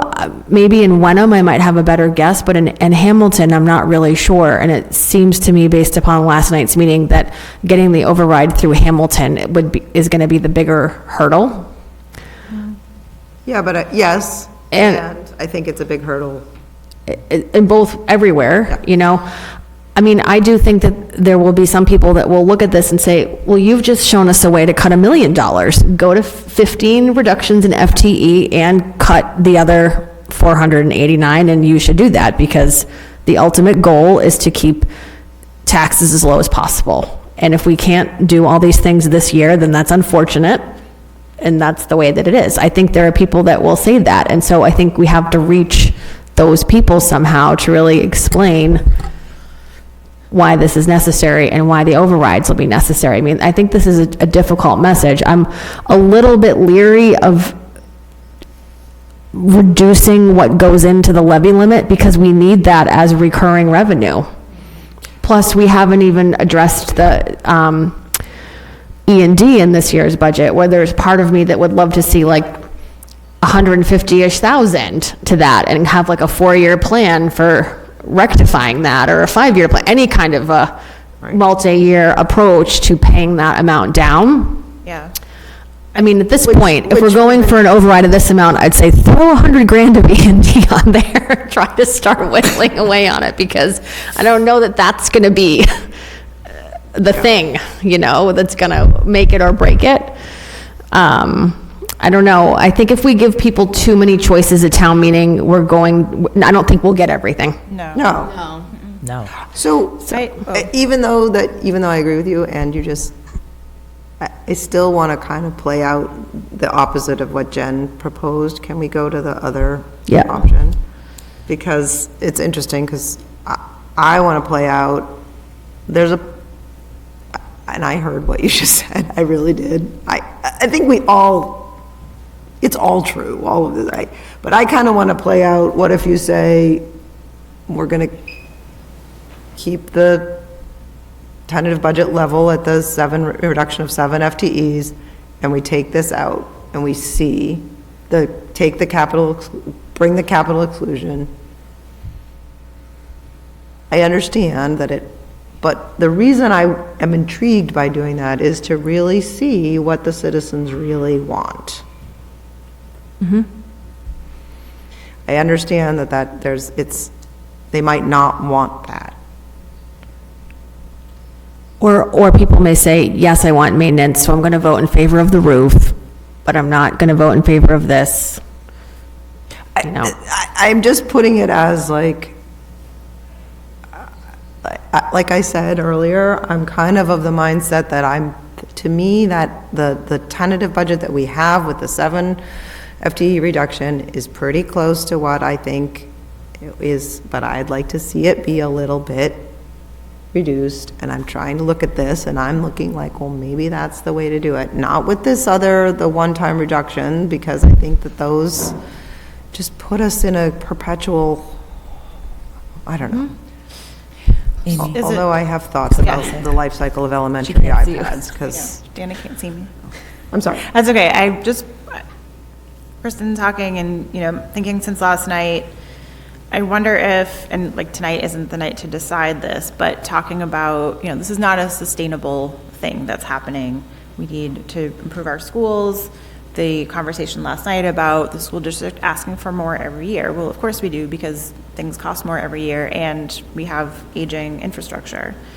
I wonder if things like an override are more palatable if there's more discussion about the future. We talked at the beginning of budget season about the potential to someday restructure and save some, kind of unify grades in buildings so that we share resources. We talked about, maybe it's time to revisit combining the towns, because there's definitely district expenses that would go away if we were one town. I know that's not a popular option, but maybe these are the things that we need to start talking about with the towns over a longer period of time. As the feedback we've gotten is, what's the plan? Like, what are the long-term needs? What's the long-term plan?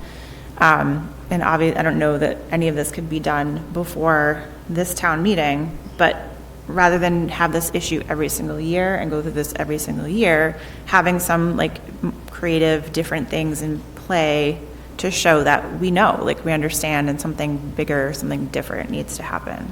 And we should have someone sponsor the gym divider curtain, slap a logo on it, sell it. Yeah. No, I agree with you. I think if we can put this in the context of a bigger narrative, to say we hear that you don't want to have year-over-year overrides, and neither do we. So I don't know if it's trying to balance the urgency and the importance. Like, the urgency is this year's budget. Right. We need to get something passed. The important thing is trying to fix the structural problem, which we can't do alone without the partnership of the towns. I know people have said to me, well, maybe we can't have a regional district, or maybe the regional district needs to be bigger. I mean, I think right now what the towns are telling us in terms of the reductions that they want to see is that we can't have a pre-K through 12 program. We can't afford it. And so are they indirectly saying some of these grades need to be educated in a different way? Does expanding the size of the region save us money? I think some people think it does, because I think you're approaching it from a for-profit mindset of consolidation saves money, and there may be savings to be had, but because we would be required to transport people even farther, I would be curious to see what the transportation numbers would look like for a bigger district, because it might wash some of that savings. So I think there are things that could be studied here, so maybe we need to create some kind of working group or whatever we can do under our authority as a school district to try to run some of these scenarios. If we make the district bigger or smaller, or include different towns or whatever it is, how do you get the school district budget to a place that's more in line with what the towns think. And I also, I think that's a great suggestion, Kristen, but I feel like after last night, these conversations need to happen with the towns, because we need to understand what are the long-range plans for Hamilton and Wenham as well, in terms of their revenue and their spending, and so their costs. So I think it can't just be, right, I think we talked about this a little bit last night, I was thinking it last night. The school district is a service that is provided by the town. And so it feels very odd to me that we're very much separated and we only come together a few times a year to discuss it in this way, when I think there should be more integration between the towns and the district in terms of long-range planning. So I love your suggestion about kind of thinking about this in a working group, but I think there needs to be collaboration with the towns on this. I mean, I agree, but we've got to pass a budget. I agree. I agree. But no, I think if we can say we're doing future things, like Amy said. I think we're saying both. Going forward. I think we're saying, I like what you said, that can be part of our future planning, you I know? just think it feels better to Just so say, people this know year. we want to Yeah. solve these problems. And it feels better to say, yes, we need to pass a budget, this is our solution, it's not ideal, but we need an override, and we have X, Y, and Z looking forward so that hopefully this will not happen again, or. Well, and I guess I just want to say, and the towns know this too, that a lot of time, I mean, even things like, which is not part of this budget, but it is going to be at town meeting, like when we're talking about the high school roof, that is future planning.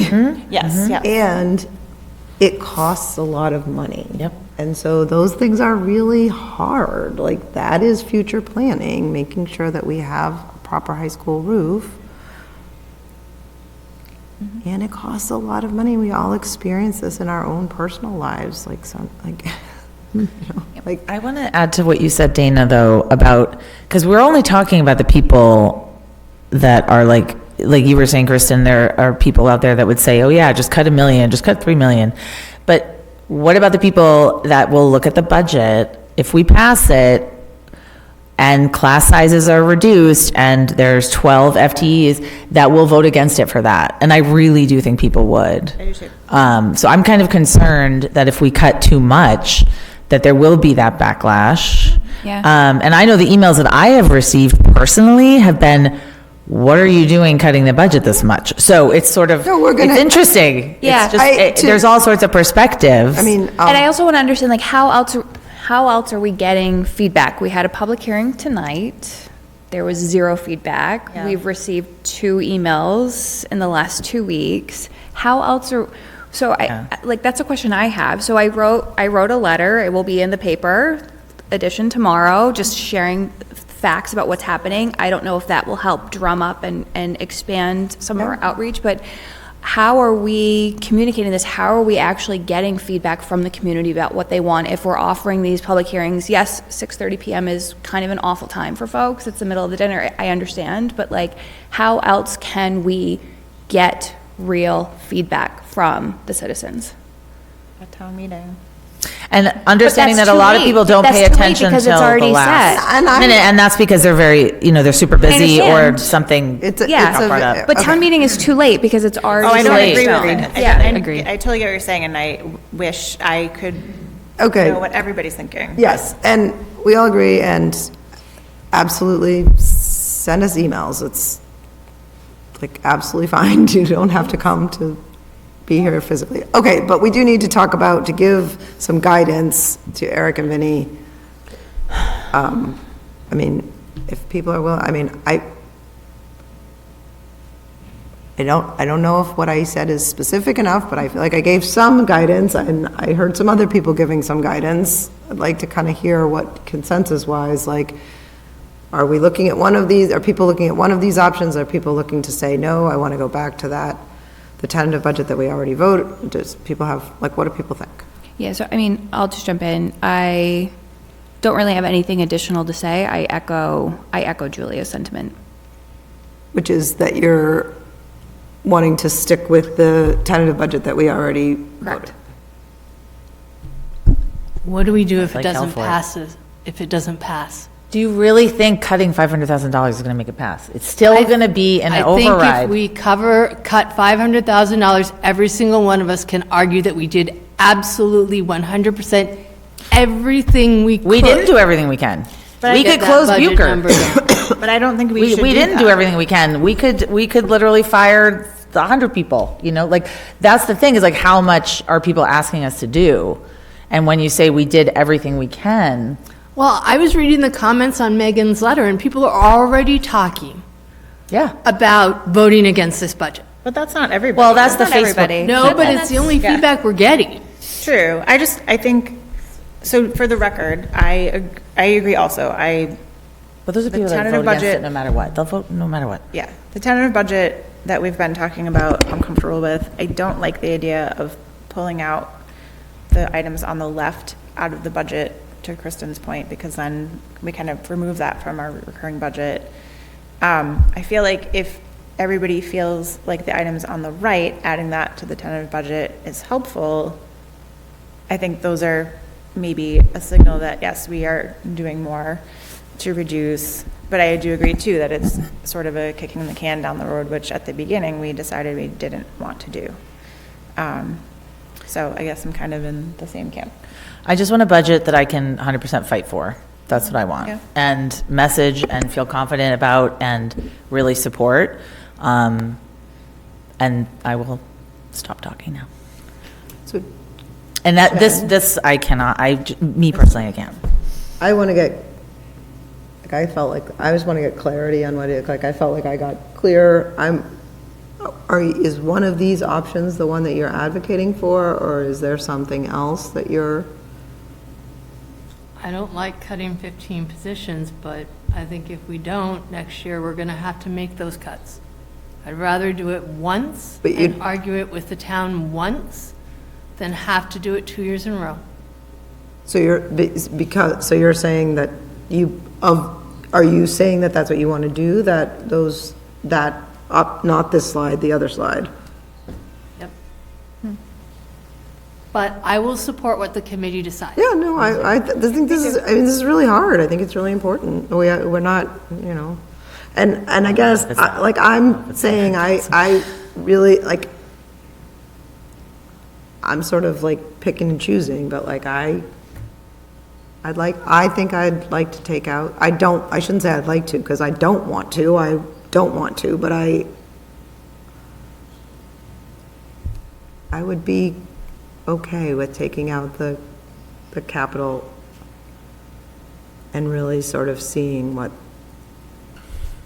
giving the people the choice to say, yes, we really want to put this money in or not. And it's not staff. But we're going to have to put it back next year. So again, do we cut 8 jobs now where we're cutting first and second year faculty that can then move to another school for next year and the year after and get some more seniority?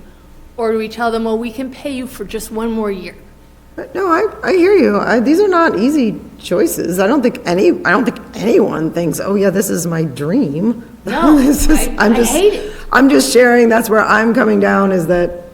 Well, I somewhat agree that putting, capital expenses in front of the voters directly will deliver important feedback about where they really are at mentally regarding the investment that they want to make in the school facilities.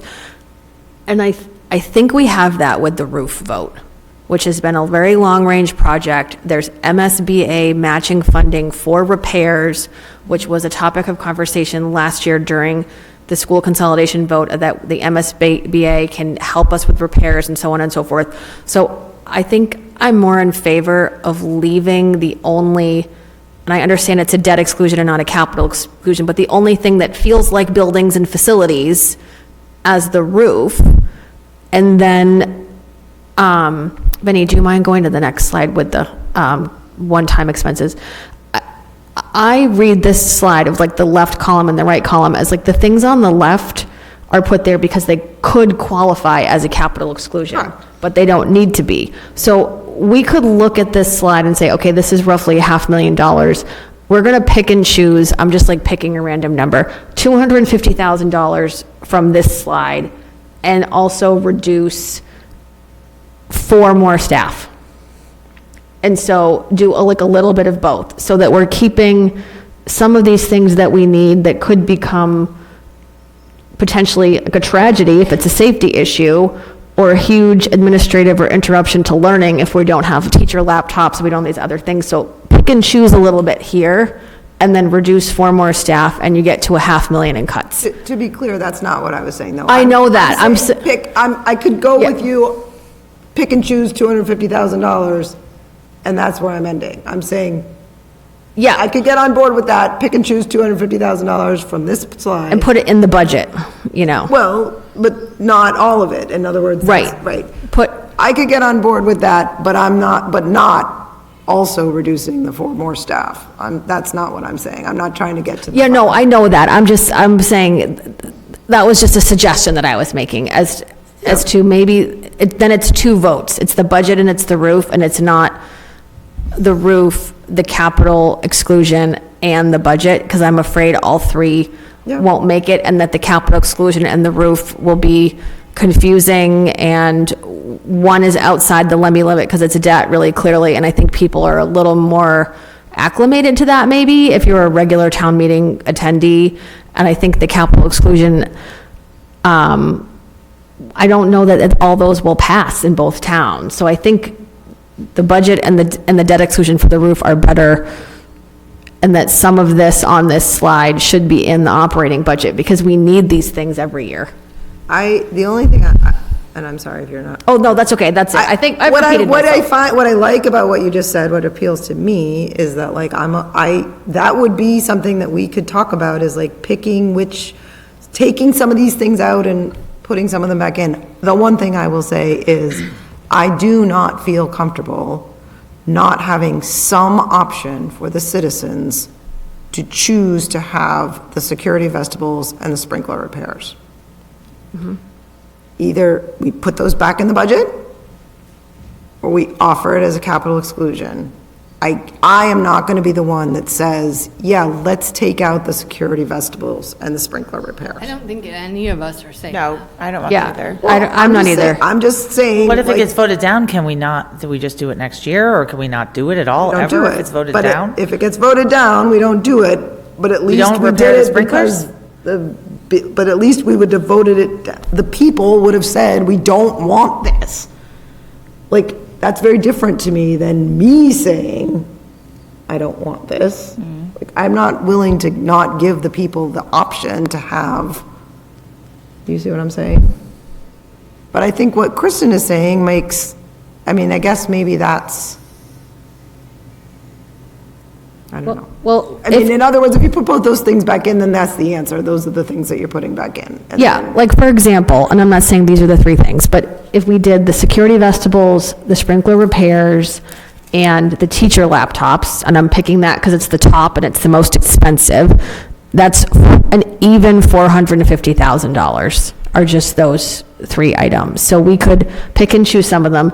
The gym divider curtain, I know, I think Curtis presented it on that previously about that is creating issues with things like that, but we've had a history of there being some private philanthropy to promote athletics in the community. Maybe some people would underwrite that in another way and not through the budget.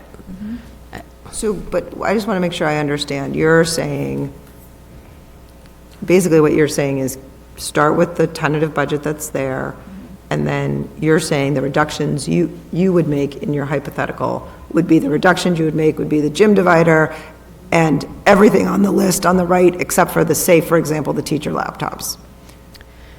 Is that what you're saying? Maybe, yeah, No, I'm just- yeah, hypothetically, or Hypothetically. pick the things on the right that I think we would need to hear from, like Eric and Vinny as to if they had a recommendation as to what is most important to retain on Well, that each thing right-hand on the box. right, those are not, you're getting down to numbers that aren't Aren't big. enormous. No. That's the problem, is like we're getting down to. Somebody help me with the math. So 168, if you put if you put the 168 and the 80, I mean, you're going to end up. 252. Like thank you, like, you're going to end up. I mean, I think we're doing the if you want this slide to be 250,000, $250,000, you're doing the security vestibules, I'm sorry, I can't say that word, and either the sprinklers or, you know, some of the technology, or the sick day buyback, if that's more important, or whatever, you know. I would be interested in more information from Eric and Vinny about the things in that right-hand side box. I do also just want to say, just to be clear, that I do think we have to try to get to close to $500,000. So I do think we need to look, unfortunately, at a few more staff reductions because of the payroll savings, but also to Vinny's point earlier that we will likely also realize some health insurance cost savings. And I hate to say that because I know that will have real impact on the people that are, you know, that will be part of that reduction in force. But I think some of those numbers might be a wee bit higher. Students. Yeah, it impacts students and class sizes. That's my challenge. Right, it has impacts on students. It is. So, but what I hear you saying is sort of a pick and choose from the menu, but look to get to close to that 1.5. And so that might look like you take 250 from the capital and the one-time expenses, and then you're looking at 4 staff reductions or something like that. Or maybe it's 3 staff reductions plus health insurance. Right. Because I think, and Vinny, correct me if I'm wrong, but the health insurance possibilities are not reflected in that slide because positions have not been identified, so we can't state with accuracy if there's benefit savings. Correct. Yeah. I guess money-wise, I'm hearing a couple of people that are saying that they're looking to get, let's just assume our starting point is the tentative budget.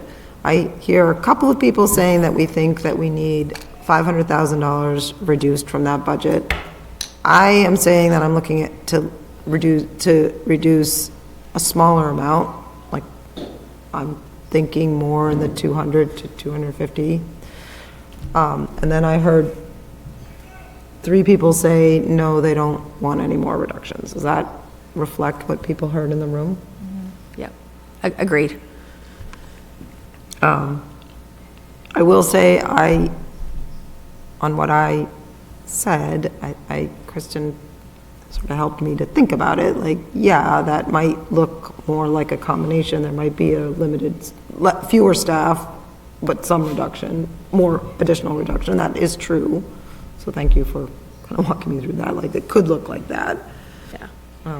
But I hope that, I mean, I know that isn't any kind of a consensus, but you heard some ranges of dollars that people are looking at. So I will say, I would support looking at it, but that doesn't mean I'm going to support it. But like, if it's something that the committee needs to make a decision, I mean, I would support looking at it, but that's, I don't support doing it, but I would support like looking at it. Do you, okay. If that's going to help, the committee come to a consensus, or if it's going to help you make a more better decision that you feel better about. I mean, you know, this is a challenging thing. We're trying to give guidance to Vinny and Eric, and we're not unified, that's what happens when you get 6 people. I am unclear on the direction. Right.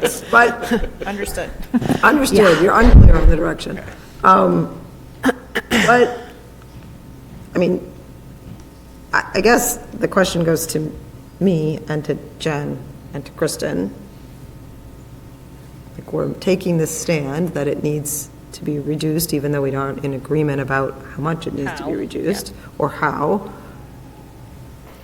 At the same time, I do keep coming back to, I do not feel that the reduction that I am advocating for will actually move the needle on the override. So I'd be interested to hear whether you guys feel like that you're really at a point where we'll move the needle. I don't know. I really don't. I wish I could say it would. it's still a large percentage, and I'm not comfortable cutting it any further than this 1.5 million. That's for darn straight. I agree with that. Beyond that is not really tenable. Okay, so given that we have given Vinnie very unclear information, and Eric unclear information, the next, when we get to February 12th, we'll need to have a vote on a budget, a single budget. And I guess, what does this committee need to see and in order, right? I mean, in order to make that decision, what does this committee need to see?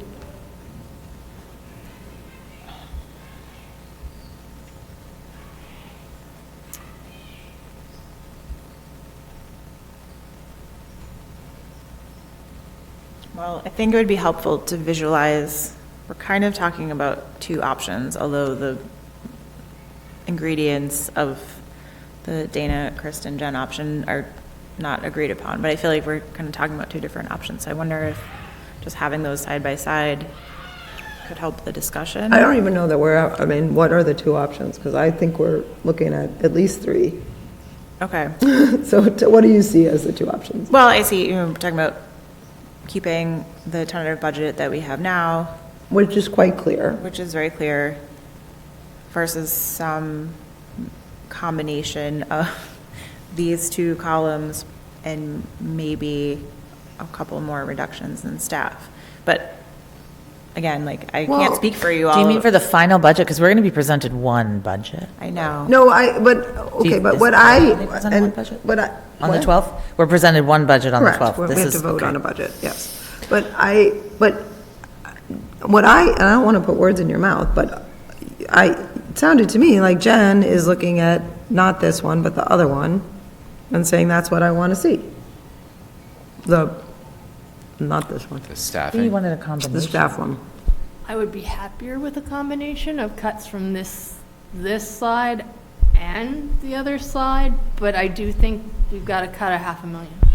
I think that number has. Okay, well, I'm glad I asked, because I wasn't reflecting exactly what you were saying. No, I think I agree with that. But you're not comfortable, or you are comfortable pulling some of that out as a capital exclusion?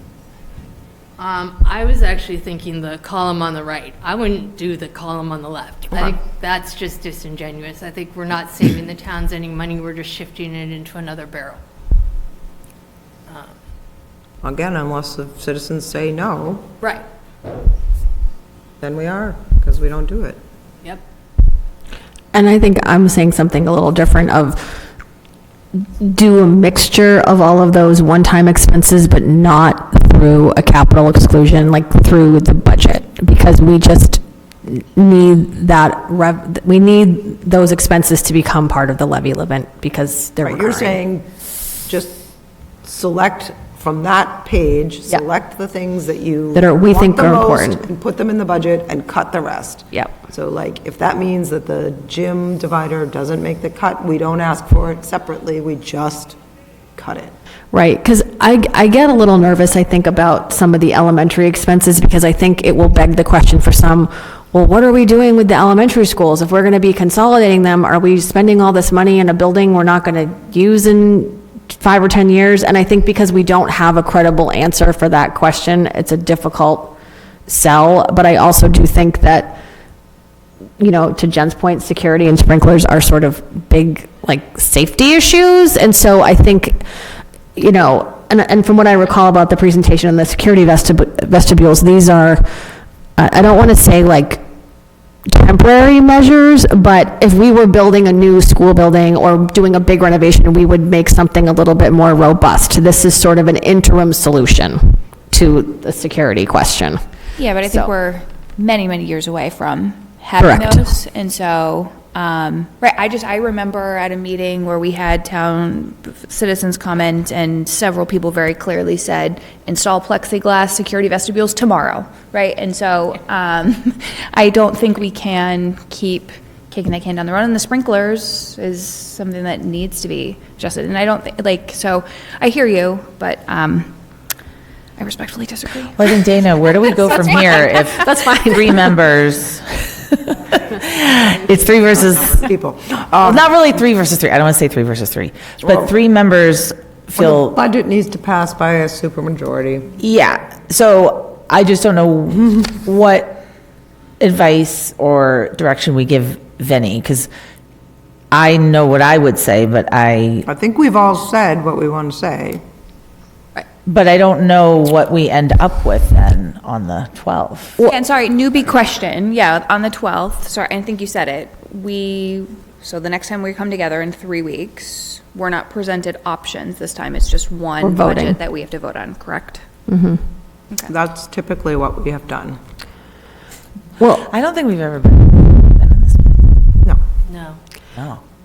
I mean, can we decide if we do or do not want a capital exclusion as a tactic, regardless of what is in that capital exclusion? Can we decide we do or we don't want that? We can decide anything right now. We can talk about anything. I mean, we're not voting on a budget, but we're providing, so. But you're just trying to put a stake in the ground. Right, to say, does that help? At least that's, I feel like that could be one question we could answer for It sounds to me like, Vinnie. in general, there's general consensus that we don't really want to do that as a capital exclusion. Does that seem accurate? I would prefer not to do that. Yeah. Okay. I'm a big girl. I appreciate, No, I appreciate the creative thinking, though, like, I think that was. It's a unique talk about. solution. Yeah. I don't know. I mean, I think we need to remember this for future years, maybe for like bigger things or other things, but maybe this is not the tactic Okay, for I this think this is, cycle. right, I think that it sounded to me like, in general, that was not something that the group wanted to do, though it sounded like the group was appreciative of the creative thinking. Yes. So is that, I don't know, I mean, we've got 3 people that are saying they don't want any cuts from the tentative budget. Because we already did cut I know. $1 million. That's important to remember. Yeah. This is not the pie in the sky budget that was Again, presented. We have cut $1 million. But even the, I mean, I've said it 100 times, even the budget the tentative budget has 7 Yeah. I just want the narrative to be like, it's the first budget that fewer we saw. staff and more students. Like, this is not. Yep. This is not, I'm not. I know, because I feel like the conversation last night went way too far without even showing the reductions that we did do. had been done. So we did, yes, I think it's really important to recognize. Okay, what's already The work been that done. was done. Yeah, thank you. Kristen, ask another question, because I think that was helpful. Can we compromise on cutting $250,000? If we have some people that are at $500,000 and have half of us are at $500,000 and half of us are at 0, 250 is halfway. To be fair, that's what I said, so it's not really. Yeah, okay. I'm gonna say no, but I'm only speaking for me.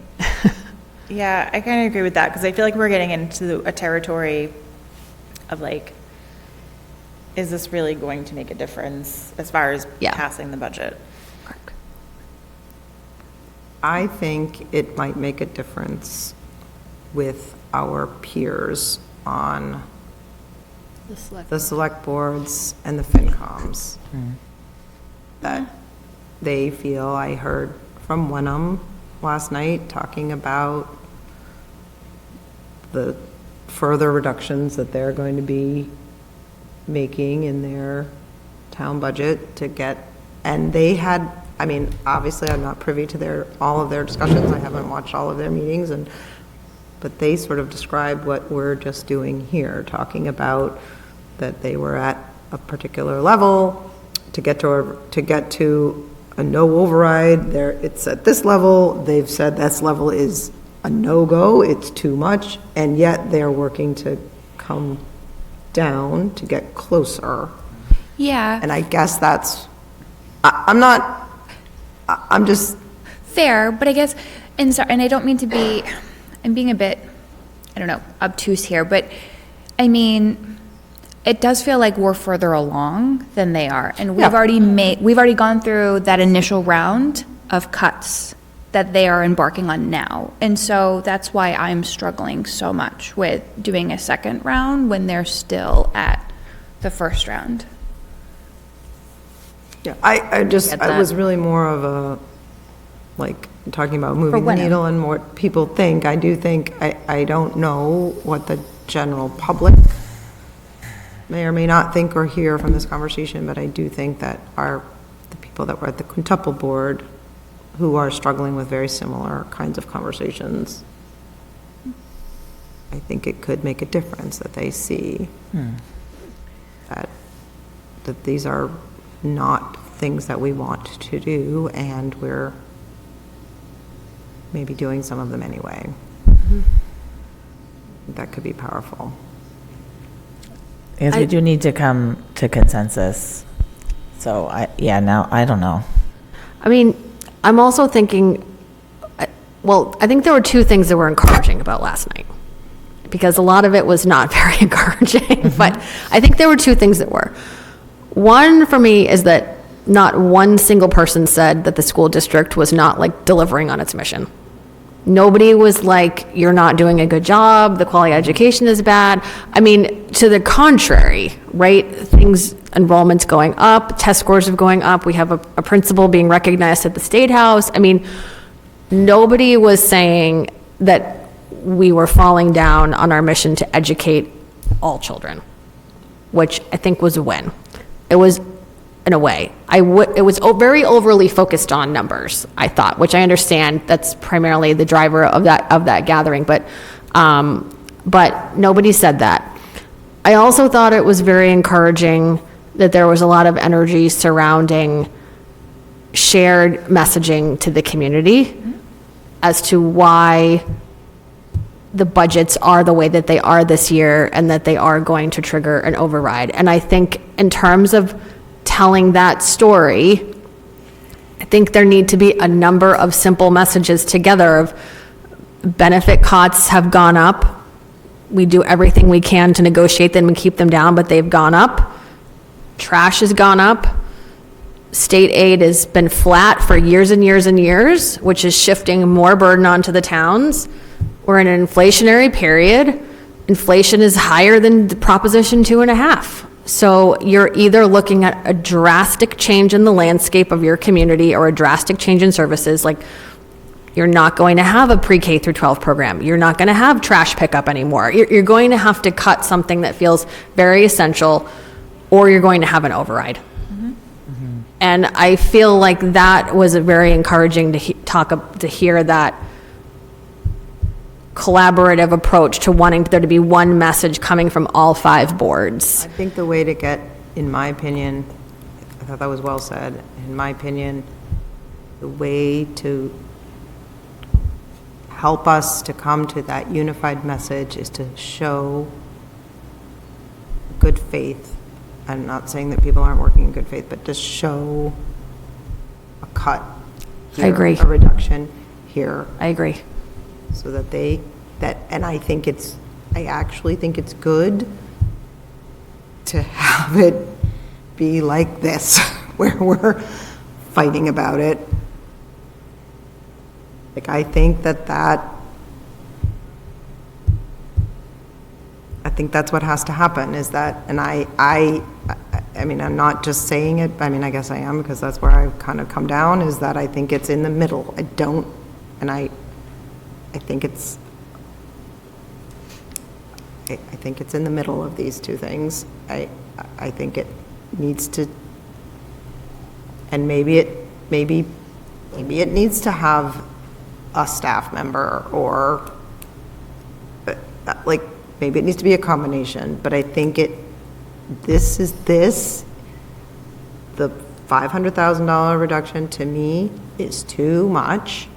It impacts too much about student learning, and I think our towns, the whole community together, is really struggling with all the budgets, and I think we have to reduce ours by some.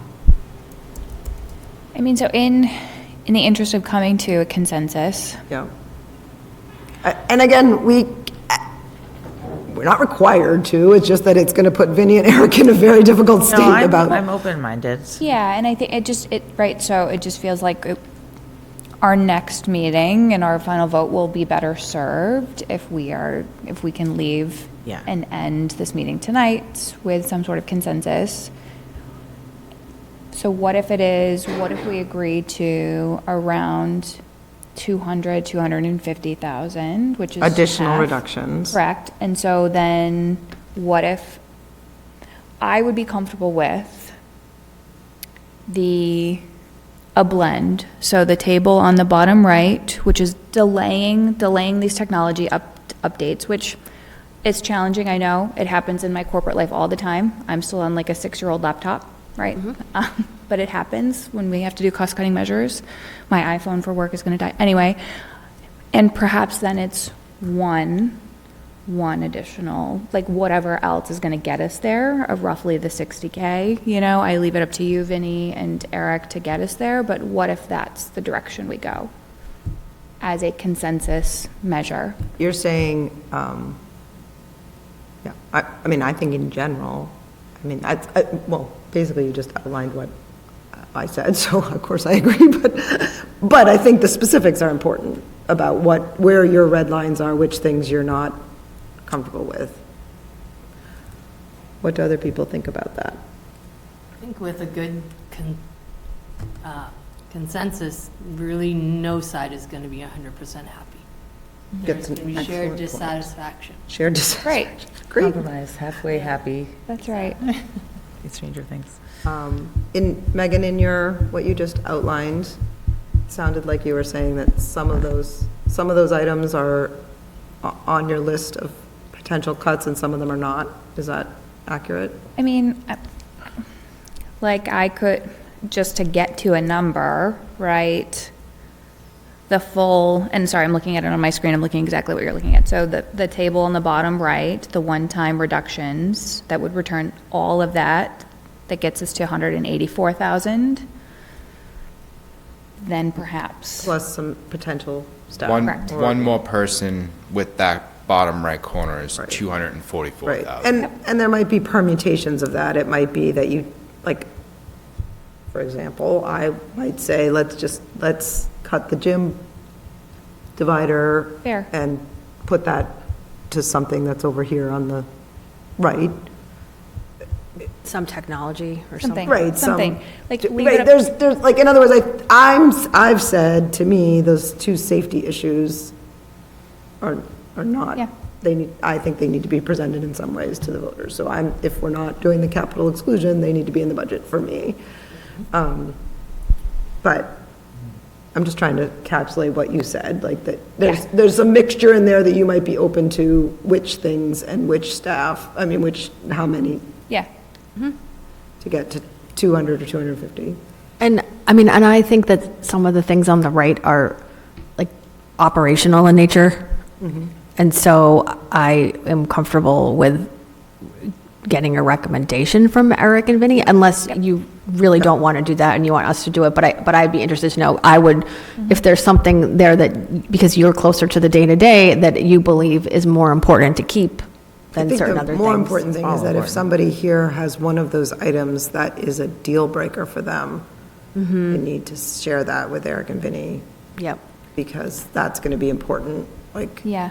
in other words, if email migration is your red line and you're not, then, Can we all agree that the vestibules and the sprinklers can't be cut? I can agree Oh, to yeah, that. definitely. Yeah. Again, I would have been willing to put it out to the people, but I've moved on because the rest of the committee was not in support of that. I just think having 6 No, I hear, none of these are good options. Yeah. Like, They're all there are no terrible. good options here.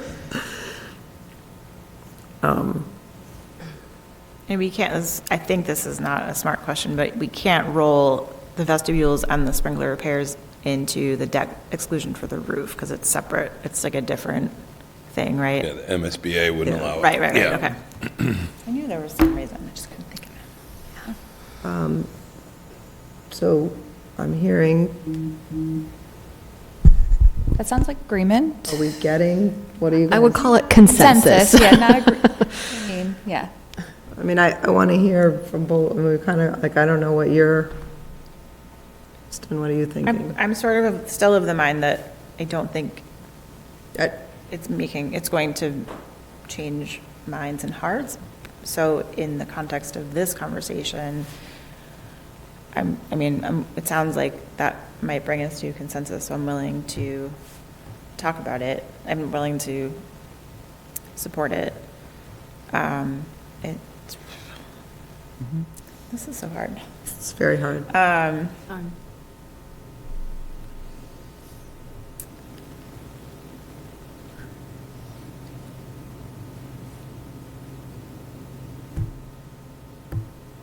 I guess, well, this isn't helpful to mention, but I know what you're saying about letting people decide about the security items.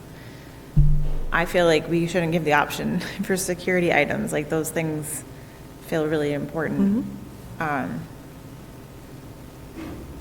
That wasn't helpful, sorry. But, I mean, it's a valid comment, I mean. Yeah, safety and security should be, I feel like, foundational baseline. I agree. But I agree, Well, I agree with Dana saying, like, put your money where your mouth is, really, basically. Like, if you want to Yeah, no, I get support that. this, Yep. then vote for it. Yeah. I don't agree putting it as separately, but I do think that it should be front and center when we're, like, presenting this budget. You know, like, safety, security, maintenance updates, like, all of this is really important. We're responding to community comments, what you told us. Yeah, I think it's a non-negotiable, but I'm intrigued by what would happen if it was on the ballot. Who knows? I think if we didn't have the roof, I would be in favor of having Yes. it. Yeah, I think it's absolutely. because it brings it to 6 votes, where I feel like And it's too much yeah, jeopardy. I don't feel like we need to relitigate it. Okay, We're I'm just there. saying, like, that's, right. Yeah. Security implications aside, if we don't update sprinklers, do we have like insurance implications? Like what are the implications of not doing that project other than security, safety? We will probably fail our inspection. Yeah. Yeah, so like, Exactly. you know, that's Non-negotiable, yeah. it's more than. So- That's bad. Yeah, so That's bad, yeah. right, I mean, I guess, like, I don't want to, but I'm looking at Kristen and Jen, because it feels like what the group is saying is that those 2 items are not something that the group is comfortable reducing. Yeah, No. That's fine. Go back in the budget. They should go back in the budget, so, and I'm hearing some consensus that what we want, Check. Check. Right in that. And what we want is, or what I'm hearing is some, I guess want is too strong a word. What we would like to entertain is some combination that I'm hearing that, and everyone say it, but this is not what you're saying, that an additional 8 FTE reduction is too much. People don't want that. And people are willing to take some of those items from the bottom and remove them from the budget and balance that with potentially a smaller amount of additional staff reduction to get to about a $200,000 or $250,000 additional reduction from our tentative budget.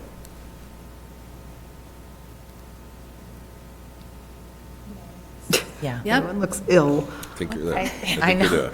I feel ill. Yeah, it doesn't feel good. Vinny, does that feel like you have any Yeah, more yes. guidance than you did earlier?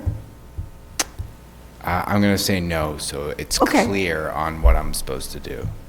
So you still don't feel clear? I do not feel clear. Okay, can you ask a question? So is it everything on the right, bottom right? No. I think it has to be if Are you we're. leaving us to It decide? could be. It's everything on Well, the can we bottom. get rid of the gym divider? I mean, that only saves a little bit on the bottom right, but I guess I'd rather, That's the left. I'm saying everything here. right, no, I'm saying, but if you We put the gym If you divider put on the the gym, right. if you got rid of the, if you Xed the gym divider out of the budget, and you're saying, well, we're getting rid of everything on the right, but we could add one of them back in because we Xed out the gym divider, right? I think the And then you're sprinklers. gonna go up and get staff. I understand you still need more. right, then you're gonna go up and get staff. So if we're looking at whatever it is, 184? Well, potentially not. If it's 184 plus the 45 for the gym divider, that gets us The 229. 229. That's close. Right. That's close. That might be it. Who wants to sponsor a We've gym got divider? Curtis here, why don't we ask him what Gym the divider. implications are of putting off a gym divider?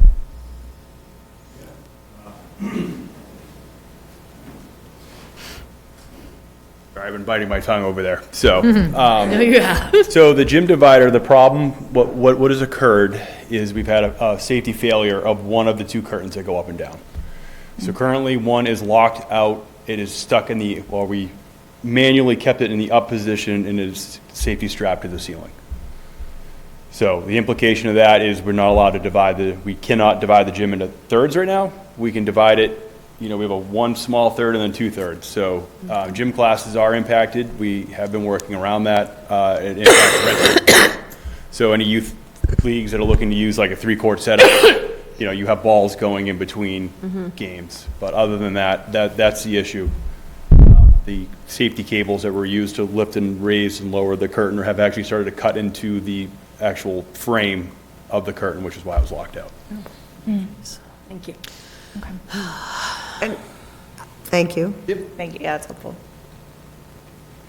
And every single item on here is awful. Like, It's needed. every one of these things is needed.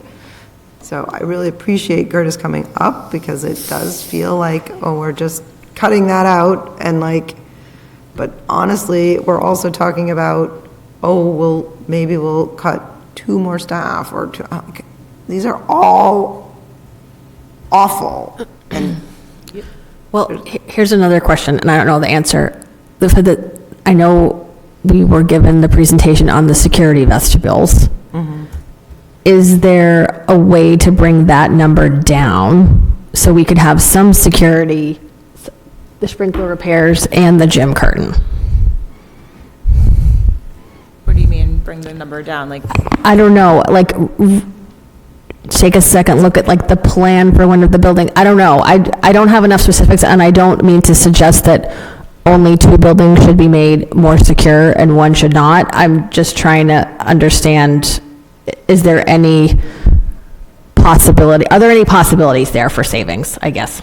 Well, and also, sorry, and I don't mean to interrupt, but if I recall, this security vestibule number does not even include the middle school, correct? It does include middle school. Right. It does include $30,000 for a It's study. Just for a study, but It's- not actually. Not the It's not an actual actual, Correct. exactly. So if you were going to reduce something that's safety in that bucket, that security vestibules bucket, it's the middle school study. Don't do the study. Okay. But then you But then you're. But we'll you still eventually have to do it at some point. I would not, Yeah, I get it. I think it was pretty clear during the process, the building process. It's been clear since I've been here, we need to secure our buildings.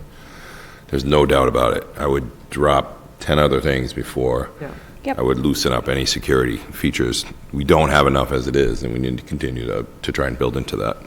So, thank you. So, if we are zeroing in on the bottom right there, which we all understand is like one-time stuff that's cost-saving measure that doesn't save us forever, that's 184,000. If we're trying to get, is it 2 additional staff members? 1 additional staff? 244. Depends It'll what get you to number you're 244. trying to get to, I guess. Yeah, if you're trying to get to 244, you take everything on the right plus 1. That would be 244,146, I think, just calculated, yeah. or do we just go with the 229? Yeah, or just move the curtain over. You're looking at Now, upper 220s. I guess I sort of feel like my understanding of the curtain before was not really that it was I was not quite clear on why you had really put it in this group because I didn't see it as a safety issue, and now I do. And it was at the capital level. right. Yeah, it's about If we do 25,000. decide to Yeah. remove the curtain. Right, right. It would be something that we would probably bring to you later this year if there is residual funds left over in '26 to try to do it this year. Which But I would be- just can't promise anything. Right, which would about be, yes, that would be, Or what that. if, Also be the case for the technology too, but we don't know that until later in the year.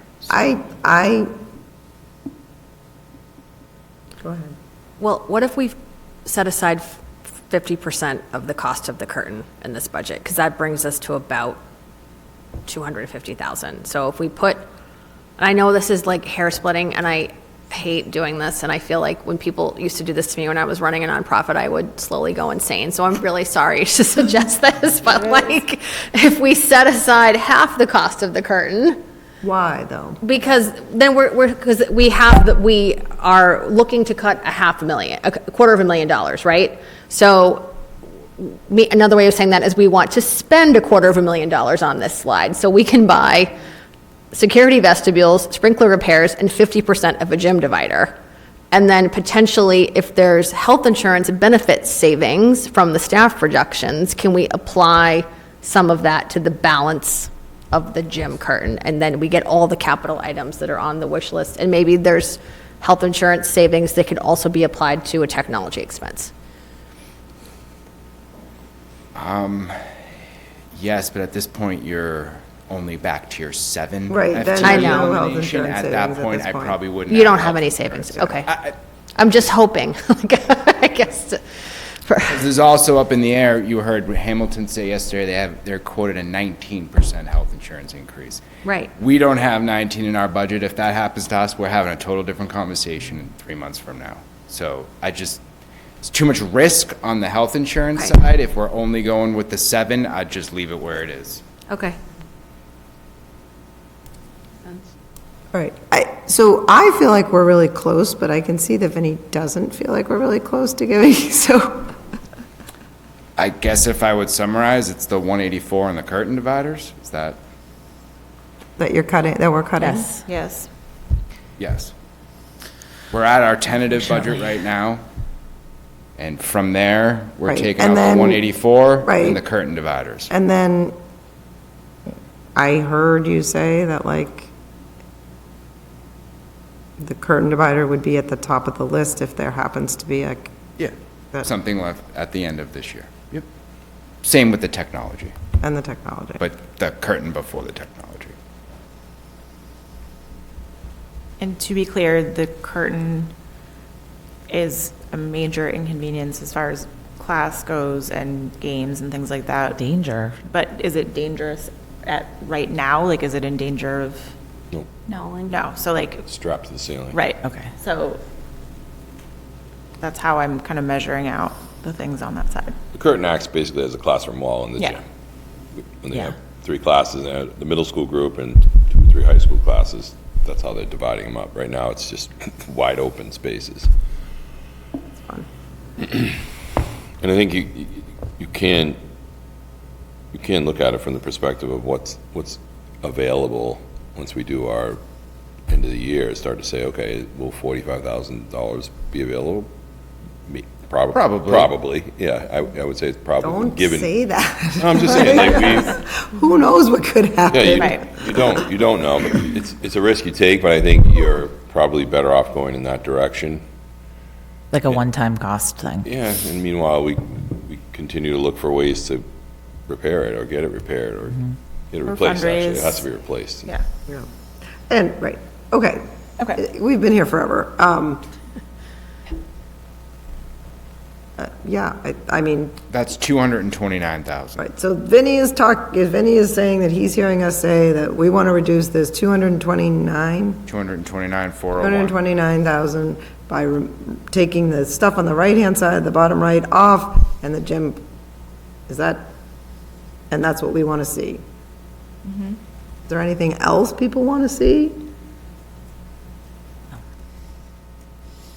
No.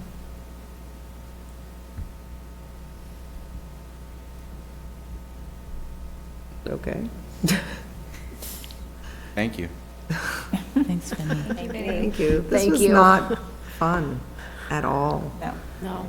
No. That's what Eric and I have been wrestling with for the past month. So. Thank you for that. Yes. Thank you So for that much, work. Vinnie. And I think it was thank you to Capital Finance for asking for something really creative and for you guys for doing the work That to was find that. helpful. So can I just ask one question in terms of February 12th? Oh my gosh, sure.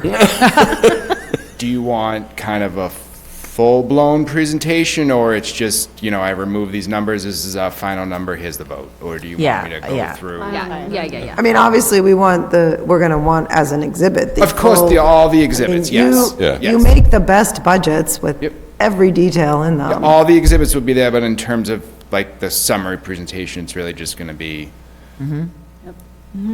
kind of the motion. Yeah, and then, I think that's probably fine. And this group, anyone can ask as many questions as they want, so if we want to go through the whole thing if somebody wants to see every line, we can. Okay. Yep. Appreciate you guys walking through that. It was relaxing. Appreciate you, Vinnie. Thank you. Thank you. Okay, we already did committee reports. It's to you now. We did. It's to me, I have nothing to say. I'm sure I've been in meetings for 6 I've been hours. in meetings since 3:30 Or this 6. afternoon. I'm tired of listening to myself talk. No, does anyone have any questions for me? The biggest thing on the chair report would have been to share with you the information about the lawyer, and I did that earlier. So, do I have anything I Just a forgot? reminder, we've got the next community meeting next Yes. Thursday Thursday night. Thursday night, at the library. It's going to be at the high school library. High school High school library. which if it were summer, we would be able to air condition soon. It's winter, so. Yep. More reminders going out tomorrow in the weekly. Hopefully we'll get a crowd just as big, if not bigger, than the previous one. That'll be exciting. Good stuff coming out of those meetings. Some really good information.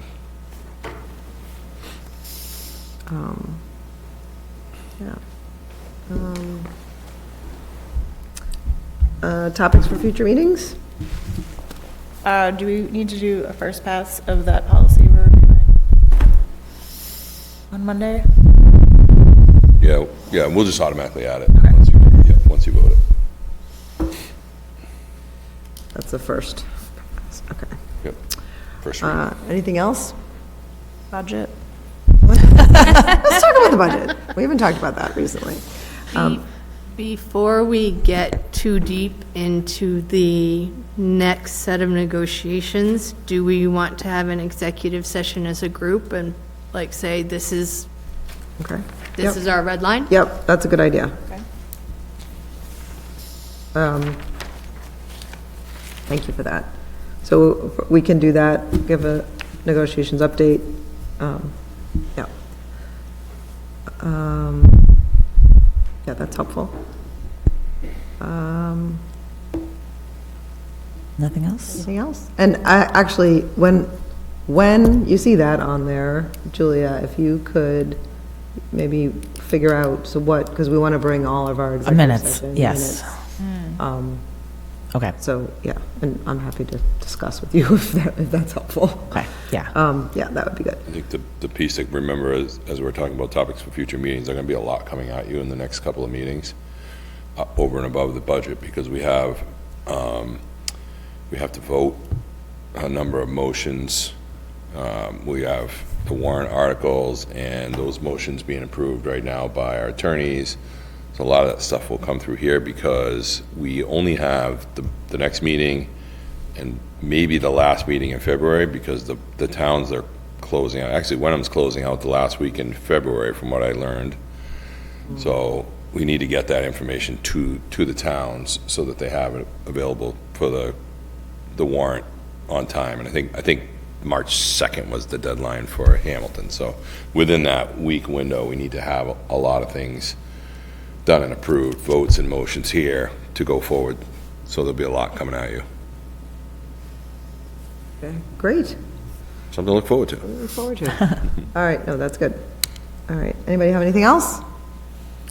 I move to adjourn at 9:25 PM. Second by Amy Gunberger. All those in favor? And we are adjourned at 9:25.